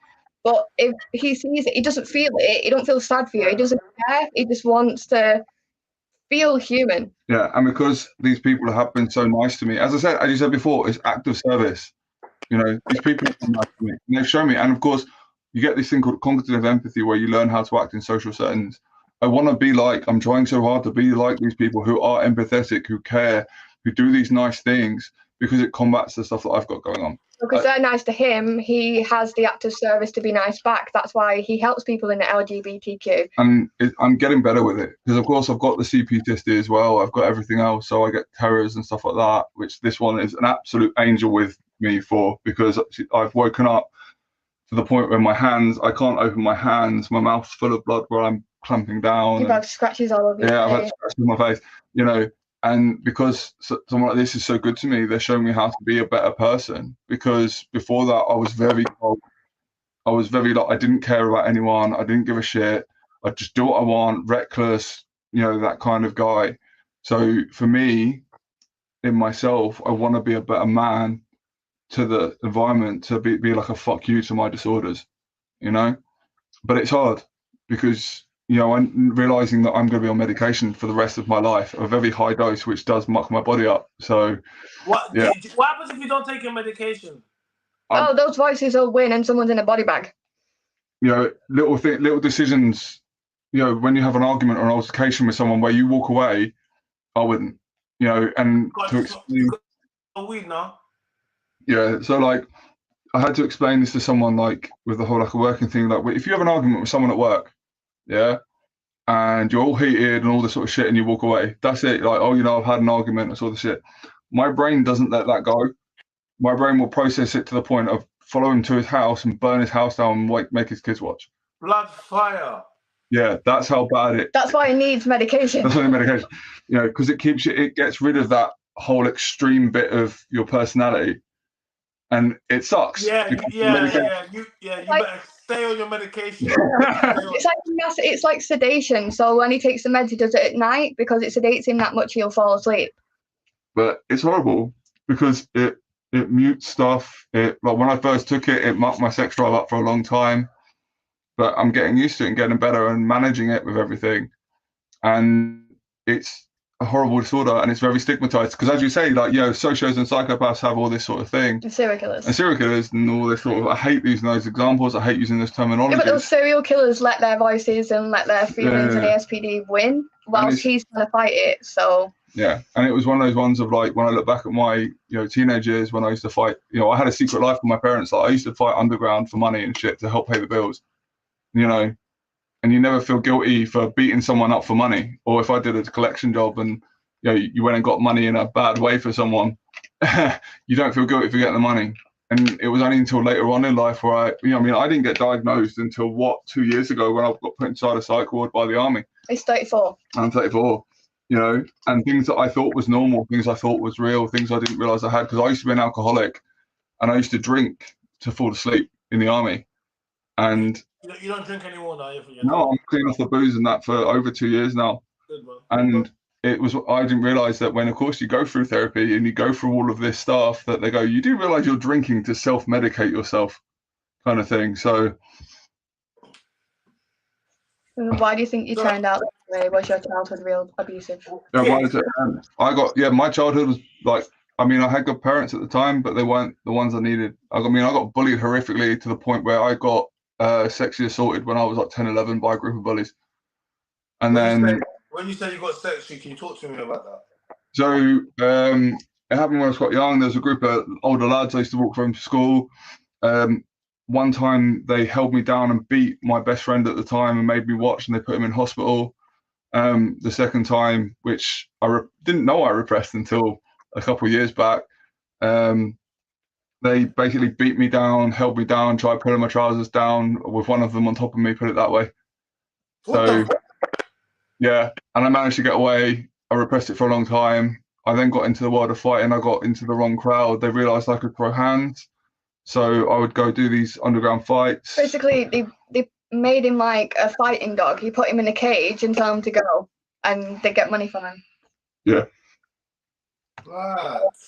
And then from that, I did the boxing and stuff. I eventually got I tried to join the army, but I got deferred. But then I was a bouncer. And then I was doing bouncing. And then, of course, I was good at scrapping. So if you needed to scrap, I was your guy. And because I wasn't a steroid head either. So I could, I was always like lean. Mean. I could blend into crowds if you needed someone got or something like that. So, and then I joined the army. And then the army took me away from it. They gave me a bed, 3 meals a day, and a purpose. So that's it, really. Wow. We've lived horrible lives. And my parents weren't bad parents, but they weren't the ones I needed. I almost killed my dad when I found out that he had an affair. Take what you will. Talk to me about your future. So let's speak about your future. Kids. Do you guys want kids? Do you want children? I don't want kids. I've got the snip. And this is the funny thing. We're both sterilized now, so no kids. But I have 3 from past relationships. Wait. Hold on. You just stuck that in there. Yeah. You got 3 kids. I've got 3 kids that live in Manchester with the dads. Because I'm not mentally stable due to my abusive past, I've got I lack empathy. Not empathy. I lack the emotional needs they need. I was a mum. I was a good mum. They were fed. They had a good, the really good mindsets of really good kids. They had a house. They had food. They had every toy they wanted. They were taken out. We had amazing play dates and stuff. But I wasn't there for them in the emotional way they needed. Again, like your mum. I got it from my mum. So I said to my mum, I wish you got me fostered into a family that was stable. So my kids are in a stable house. They have an emotional ready dad. They're really emotional. They're good that way. They have they have what I needed as a child. I thought it was like the worst, like hardest decision of my life, admitting I'm not everything they need. So I'm not the pride carer. Did you gave away your kids? Pardon? You gave away your kids? I didn't give away my kids. I'm the dad in the dynamic. So the mums have them Monday to Friday, and I see my kids. I am still just the dad of the parenting, if that makes sense. Yeah. Like you still see your kids? Yeah, I still see them. I'm still in contact. I just live in London, working on my mental health, and I gave them a responsibility and everything they need that I couldn't provide. So I'm still in contact with them. I still see my kids, still love my kids. I just give them what I needed as a kid. Yeah, and I never wanted kids. So because my own personal reasons and due to my mental health stuff, I was like, it's not okay for me to have, even if I pass on any of this stuff to a kid, it's not okay. And due to the life that I led, you know, I wasn't going to be a good dad. I was against marriage. And then everything changed. And then, of course, I went up, I met the kids, you know, I'm good with them. And it makes me laugh. You know, I always say to people, I never wanted kids. It doesn't mean I'm bad with kids. Yeah. But it's one of those things I accept because I want to be with this one. Yeah, the thing I just don't like is being stigmatized because as a mum, because I didn't give my kids away, I gave them stability. I just became the dad of the parenting. People see me as a bad mum, but wait. When you said you became the dad of, what does that mean? So when you see parents split up, mums get sole custody to the kids, don't they? They take them to school, everything like that. Dads are like the fun parent at weekends. There's no school, there's nothing like that. What I would push back and I would say that women break up and divorce, and they break up their home 70% of the time. So they happily take on that role. Many fathers would actually want to take on that role. Statistically speaking, the child does better with the father after age 5. So when you say I've taken on the father's role, it kind of gives the impression that the father's role is a role which is nothing just but a fun role, and he doesn't want to have access to the child. Wrong phrase, but we use that as an example with it. Like in day-to-day, like you say, mums take on the role of the school, everything like that, and then the kids go to their dads on the weekends. I flipped it, so the kids go to school with the dads do the homework, everything like emotional needs, stuff like that, because a mum's more emotional needs than a dad. Not my mum, and not me. Like, I'm an exception. I don't like it. I hate it. I was raised this way. So for me, I decided I want to be what people would say the weekend parent. So then your kid's father, he sounds like a good man. Three. There's many. There's not one dad. There's not one dad. China's gonna come for me. Come on. He's taking notes. I'm sorry. I had to. I know what you're gonna say anyway. It's China. It's like we know. We had that conversation. You know what?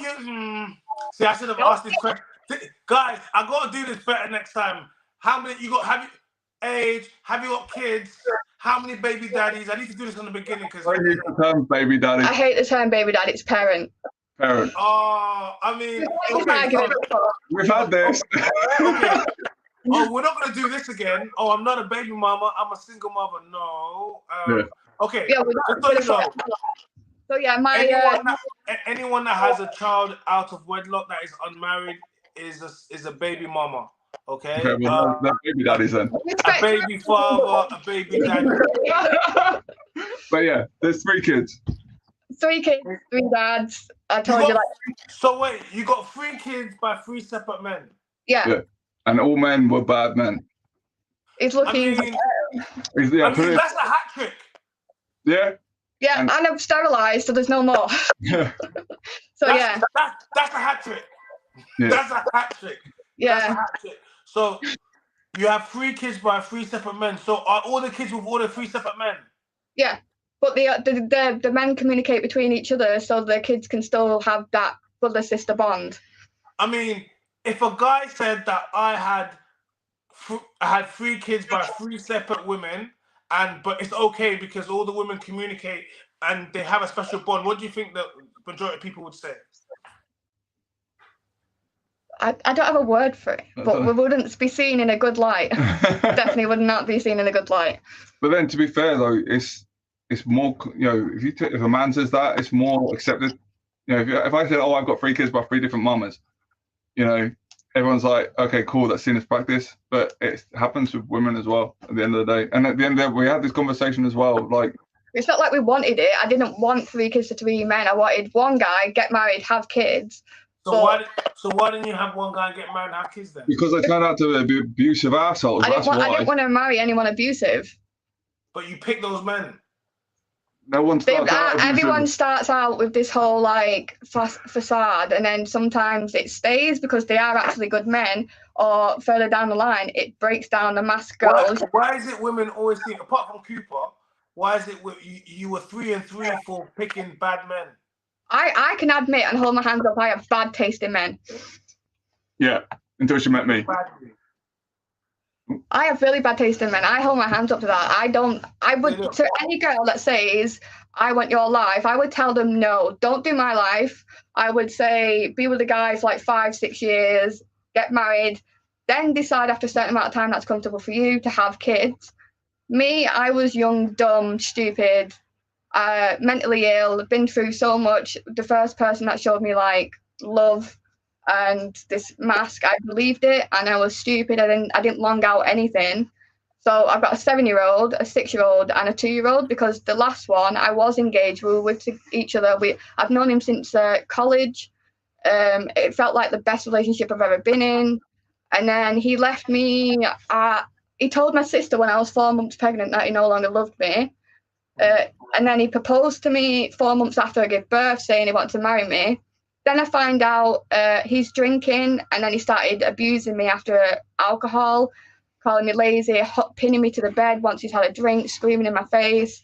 So I said, listen, I want to break so you can quit alcohol. I didn't want to end the relationship. I wanted to work on it. But then he decided to leave me and then get with another woman 2 weeks later, who he's still with.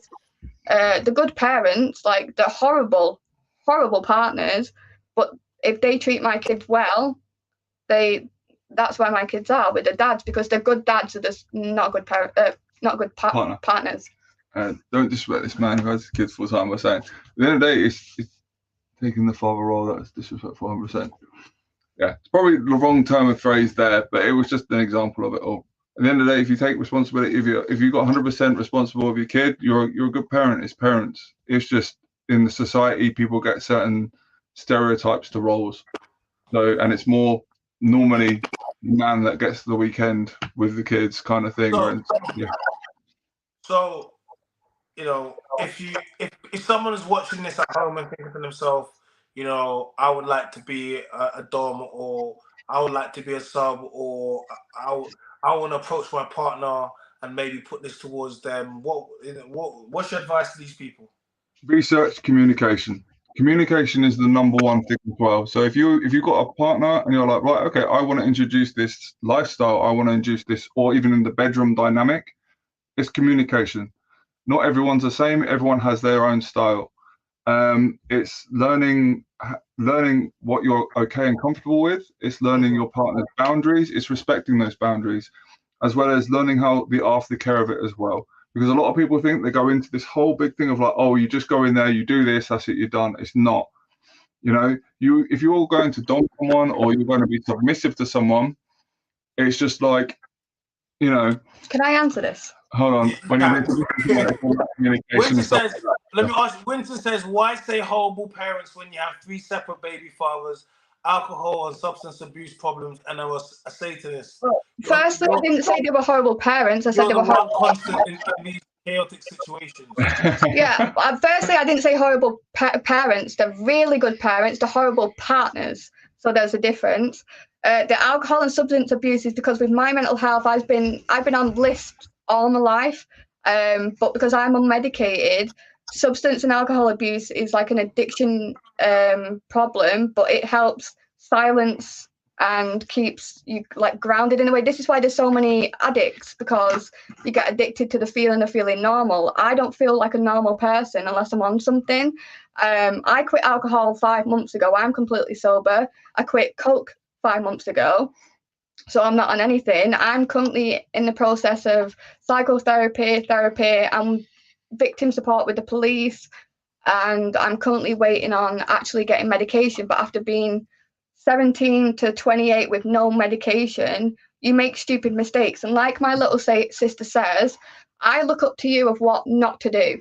So she's got no kids, she's got a partner, she's an accountant for celebrities. She's doing everything I should have been. I should have been the older sister that showed my younger siblings what my little sister's doing now. That should have been me. But because of everything that's happened with trauma, I'm not excusing any of it. I'm a bad person. I hold my hand. I'm a bad person. No saint, so I can't say yeah. So with people saying, "Oh, I'd love to do what you do," I tell people no. I say, "Can you please have a white collar job," which to us means a normal job like an accountant, office, bar work, anything like that, as long as it's not in the underground, OnlyFans, Pornhub. I would not advise that to anyone. I would not advise someone to have 3 kids to 3 men. Like my life is. Wait, let's talk about that. So you do, Pornhub, you do OF, but you would not advise that to other people, right? It's one of the things of, if you want to do it for the reasons you want to do it, that's fine. I wouldn't advise it. Kind of thing. But it's not all glitz and glam like everyone says it is. It's not like this whole thing. You've got to be okay with yourself, and you've got to realize that there's a lot of things that come with it, if that makes sense. Kind of thing. Because once it's out there, it's out there. And even if you take it off the sites, it's other sites steal it. Like with mine, I removed all mine, and it's on. Oh, thank you. Well, because my stuff I took down because the person I did it with raped me. Other sites have stolen it, so it's still on the internet. So can you tell people what's on the internet? It never goes away. These OF girls seem to think that it does. Yeah, it doesn't go away. People can screenshot. People can do anything like that and put it on sites themselves. And we're in the process of getting rid of these websites that have stolen it, which you can do, but it's a process. So it's one of those things of, if you put it on the internet, it's out there forever. It's true. It's true, kind of thing. And you can get certain things taken down, like with porn, it's a bit easier. Well, it's hard, but there's only certain sites. But if you've just got a top like this, if you've got a photo where you're like this, and that's out there, it's going to be out there because it's going to be on people's phones. People can screen record. Well, what do you mean? It's going to be inside the jails. The man them are going to have that in the jails. So It's one of the things you've got to be okay with as well as like it's one of those actions have consequences. You've got to get used to a certain lifestyle. I mean, don't be wrong. I've done bad shit in my life that I'm going to have to live with for the rest of my life. Yeah, and with people that say, "Oh, I only did OnlyFans for a bit of pocket money," my parents will never know. They will find out whether you like it or not. Someone would have screenshot it. Yeah. Like, I can't say for definitely it would have, but the chances are so much higher than saying, "Oh, no one will ever find out." I did it. Someone screenshot it and sent it to my brother. Wow. Yeah, and then when I started Pornhub, I went to my mum and said, "Right, you're not going to like this, but I'm going to be on sex sites. I'm going to be doing this. It's going to be everywhere. I want to mentally prepare you that it will be out there." Yeah. But with people that say, "Oh, my mum will never find out," who will? Yeah. And that's the consequence you'll have to live with. No, and even though we've taken down the content that's involved with the other bad person, we're in the process of getting rid of it more. But whenever it pops up, you have to then go through that process of getting the websites to take it down for this and this, which you're legally right to do because they don't own it, you do. So there's that as well. And when we put content up there, it's going to be up there. People are going to see it. And we just have to get accepted that it's going to be seen. So, but at least with us, we know it's the content that we want out, kind of thing. So, yeah.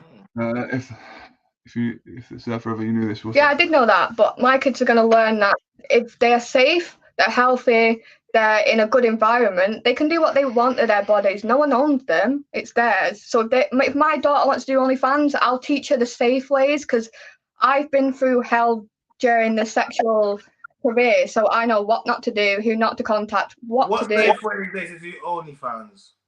Pardon? What safe ways is to do OnlyFans? There's safe ways? Do it with people that you trust. And like, because I've worked with people I never met. It was just from talking to them, Twitter. I was abused and mistreated. So I'd advise people to do OnlyFans with people they know for a long, long time. Or they're accredited, or their reputation as well, which is the reason why we're doing it together, because we trust each other as well. And if we do work with anyone else, they're people that we know and trust, kind of thing. And it wouldn't be a man, because no man is ever even giving me a high five again. Yeah, that as well.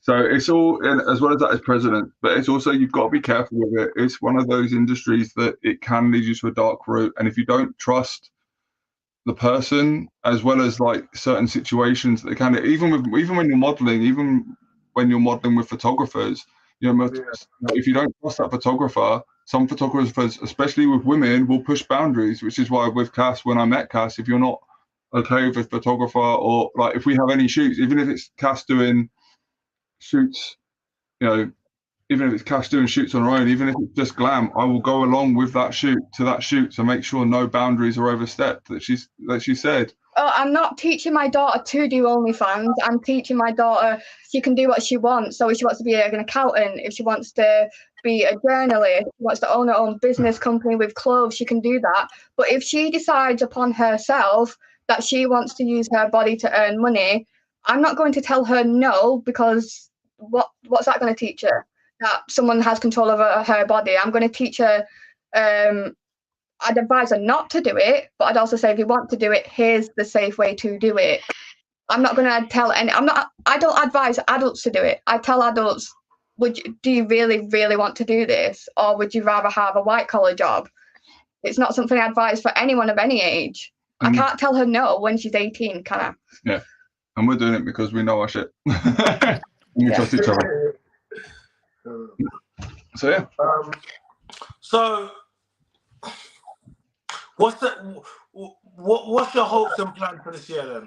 So our wholesome plan for this year is to work on getting contacts, model, work on our content together, which we'll later release, build up our brand, which of course is us, because when we shoot as a duo. When we work with each other, when we work for each other, we work with each other, we work very well with each other, and people seem to like us. Our ultimate goal, though, is to build an empire for the safety of sex workers. So we want to own like a gentleman's club with escorting plus safe living above that, so like a 3-story, 4-story building. So the gentleman's club's downstairs with a lot of security, no drugs, an alcohol limit. The dancers they can't be touched unless they're in the escorting area, and with the escorting area, they can only escort in the rooms we provide, heavily securited.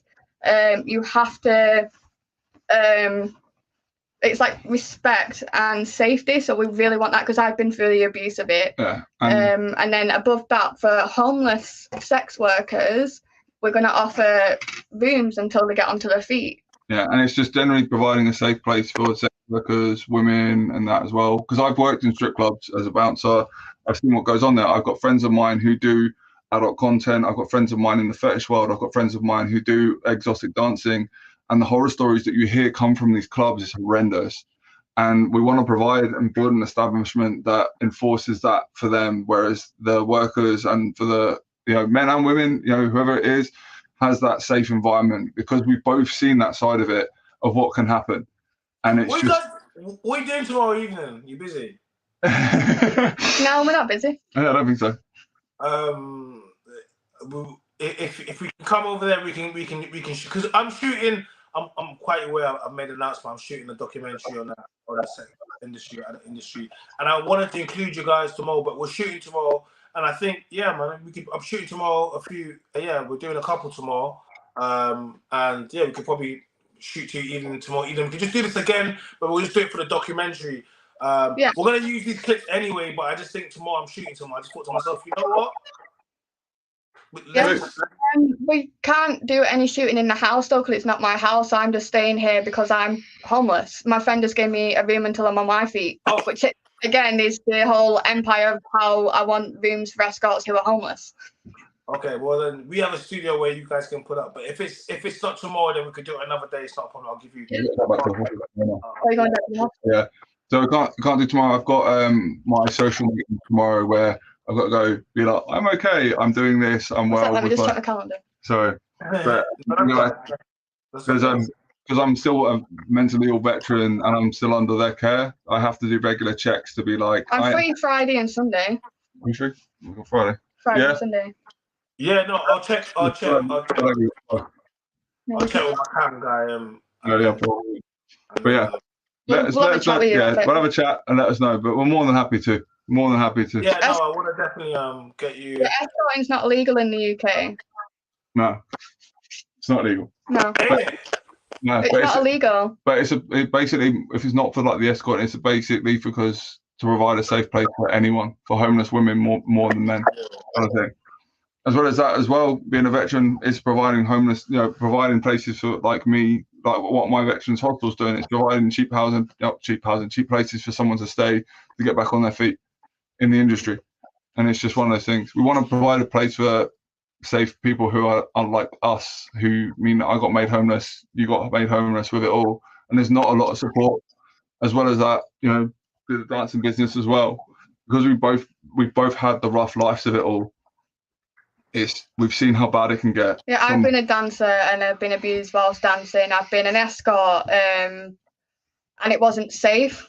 So I want a safe place where the girls can be watched by security they'll be waiting outside the door, but there'll be like an alarm. There'll be like stuff like that. Yeah, so but like private dancers thing, not the escort. That's what like the escorting thing is. But like the private dancer stuff. I mean, I worked in strip clubs as a bouncer. Sex for money in the UK is not illegal now. No. It's not illegal. No, it's not illegal. Are you sure? It's not illegal. I'm definitely sure it's illegal. It's not illegal. The only thing that people misconstrue is banks, if they find out you're doing sex work, will take away your bank account. So, sex for money is not illegal. That's why there's brothels. Brothels exist. No, but no, on the street it's illegal. Yeah, on street. If you stand on the corner street, that's prostitution. But escort. Yeah. Wait, so escorting are different. If you do it on a camera, it's corn.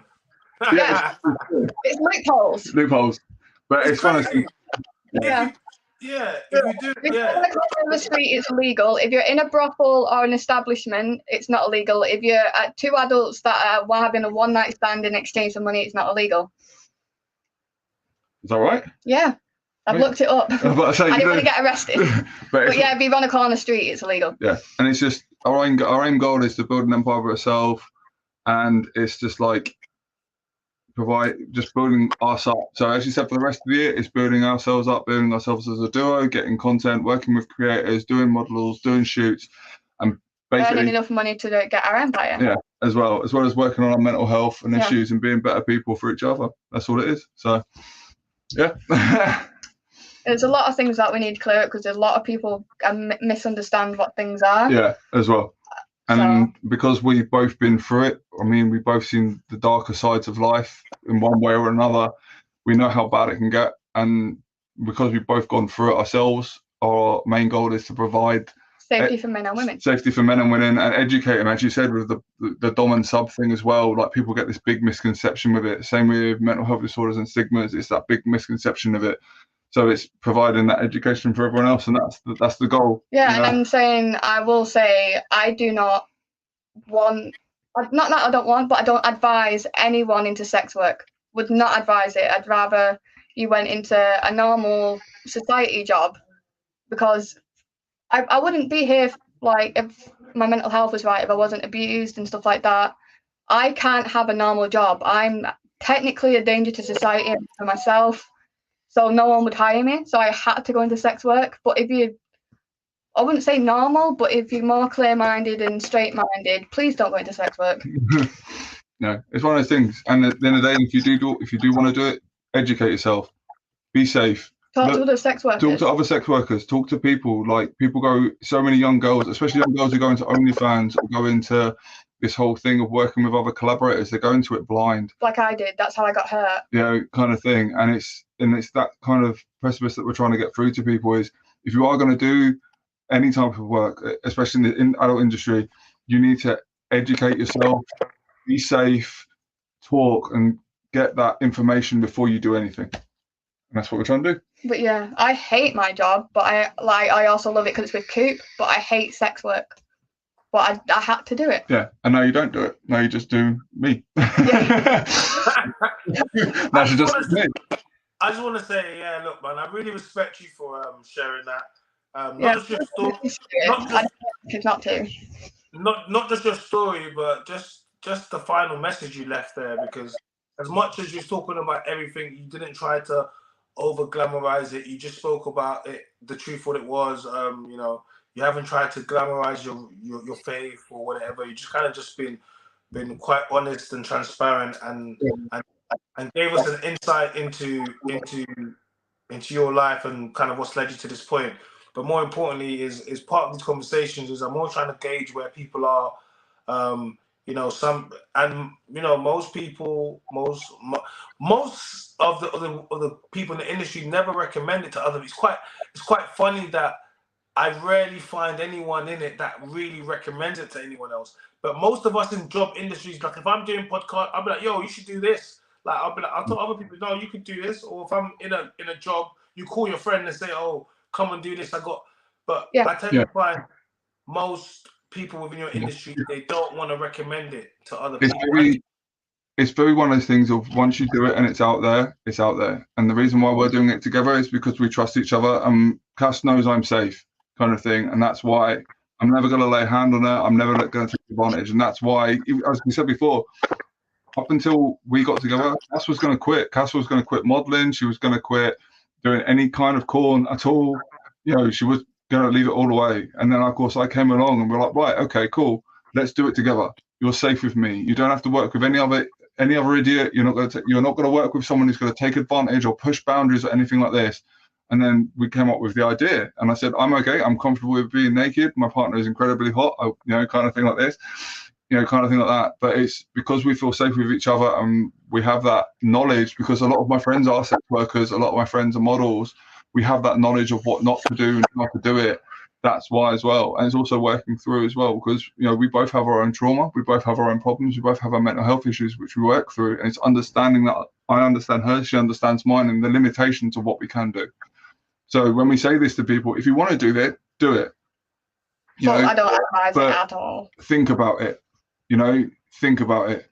I mean, I can't work because of my head stuff, so I have to find another avenue in life, which I'm hopefully going to build upon. So it's be informed. Don't let the glitzy glams of where you see these OnlyFans model making millions and millions and millions and whatever. 50 to grades a load of shit. And 50 grades are grades a load of shit. But educate yourself. Even with the dom and the subbing, educate yourself. Look into what's right and wrong. Communicate with partners, because that overall, regardless of what you do, you need to be safe. You need to think like, okay, am I okay with this? Am I right or wrong? Kind of like, am I okay with everything going on? And that's what that's all it is, really, isn't it? Yeah. So. Please, can you give your socials? Nothing, no links which will get us shut down. Just to give the my Instagram is Cassidy Dayes Backup. My Twitter is Cassidy Dayes. My Pornhub's Cassidy Dayes, and so is my only. Oh, not those ones. Yeah. So, my Pornhub is. But there's nothing on there yet. So I've deleted it all, so you have to wait for that. You have to wait for our one. And I've only got the Instagram at the moment, which is berserker_Cooper.bkp, because my main account got taken down. But all of our stuff is on Cassidy's. So lots of cute, wholesome stuff of us and everything like that. Yeah, I'm sure there's gonna be, whenever people give it's gonna be whatever. But guys, like I said, thank you guys for sharing your story with me tonight, and for our audience as well. Like, it's given us I didn't really know too much about the dom and the subs. I probably still don't know as much, but I know a little bit. I know a little bit more than I did today. And like I said, it's a familiar story of neglect or abuse, hypersexualization as a child, lack of a father figure or you know what I mean? It's a familiar story. So, but each story has it's different, isn't it? But it's just a recurring thing, and just like you don't want to recommend other people to do it. Yeah. I just want to, I think that's probably one of the strongest things that's kind of led with it. After everything, you just kind of led with, after it, I'm not trying to wish this on anybody else. So thank you for sharing that with us. And no doubt, people are going to. Thank you for having us. Thank you for having us. We're more than happy to talk. Everyone in the comments, like, you were respectful. Like, usually we get a lot of grief, but you're. No, I've had them on good behavior. I don't know what's going on. You know what it is? Last year we was on super demon time. I told them this year let's allow people just to. Yeah. And we thank you all. Thank you for having us. Thank you for everyone for all the questions and getting us to answer everything. Yeah, and I'm gonna get you in the documentary. Unfortunately, it's unfortunate you're not back tomorrow, but I'm going to we'll chat and then I'll get it locked in and then we'll get you on the other card. Yeah, sounds good to us. Cheers, thanks a lot. Yeah, no, Thank you. All right. Yes, guys, thank you very much. Thank you to Cassidy and Cooper. They were our special guests tonight. Oh, there was a lot. That was a lot, man. That was a lot to unpack. That's and back down again. That was a lot to unpack. It really was. My last two lives, I really liked that tonight. I did, and the last live, the last two lives have been really good, and they both involve people working in the adult sex industry, and we've given them platforms where they've both been able to open up, and that's what I'm trying to do. You guys, they be acting like I'm not trying to do this. I've been trying to do this. I match energies. If you're nice to me, I'll be nice to you back. If you push, that's it. That's all I do. All I do is and then when people, when they don't like how it goes, they want to start complaining and moaning. Oh, try this, try. Listen, all I did was match your energy. If you're nice to me, I'll be nice to you back. Yeah? If you be nice to me, I'll be nice to you back. So I'm saying? And I'm trying to bring you real conversation. So you guys, remember, you guys can press the guests. Just don't be too rude. You know what I mean? But you can press the guests. Don't ever think you can't press them. Don't ever think you can't do that. You can. Just remember that the whole idea is that we want them to come into the chat and we want them to get the hard questions, but there's no need to do the extra bits. And no one has, to be fair. I'm just saying it out loud because that's what they all expect. They all expect when they come to the Mandem's Voice, we're going to be in the comments just beating people down like and telling them, oh, you're this or that. No, we've never done that. We only match energies over here. So I'm saying if you step into the chat and you're all good, we step in and we're all good. We're all Gucci over here, as they say. But if you have an agenda and you want to move a certain type of way, then that's what's going to happen, you know? So, thank you. Everyone like the video. Doug's saying that you couldn't see the dollar sign. The dollar sign is there. Why can't you see the dollar sign? Hit the super chat. Support us. Support. Hit the super chat. Super thanks. It's a new year. If you're feeling the content I'm putting out and you want to support me this year, it's very simple. Please join our membership. We have 3 separate tiers. With the first starting from $2.99. That is the price of a cup of coffee, guys. Add me to your subscriptions. Gang. That's what you got to do. Like the video. Completely. Make sure you share it. Turn on notifications so you know when we drop content. Your boy is dropping content. I got videos dropping non-stop. Go check out all of my playlists. Go check out the Mandem's Voice playlist. We've got new shows. I've done a few guest shows. Shout out to Facts Only, Big Them Up. Shout out to No Behavior. We did those 2 podcasts really recently, and we got shows back to back at the moment. Make sure you go check them out, guys. I got so much stuff coming tomorrow. I'm gonna be filming for my documentary tomorrow. Like I keep talking about it, I'm filming continuously for it, and you know. Big up all the people in the industry that are joining it, you know? Big up all the people that are in the industry that are joining it. Yeah, man. So I know they've been real good. What's next? I know my last 2 live streams are really good. I feel like I can't even do a live stream unless I'm gonna bring you guys good guests. Sometimes I just be spitting bars over here. Now you guys want guests to come through. So let me go line you up some more good guests. That's got some real stories to tell you, real stories. You know what I mean? And we're going to keep that cooking. Thank you guys, everybody, man. Make sure you like the video, share the stream. My name is Shana. I'm the Mandem's Voice. And you know how this goes. We out.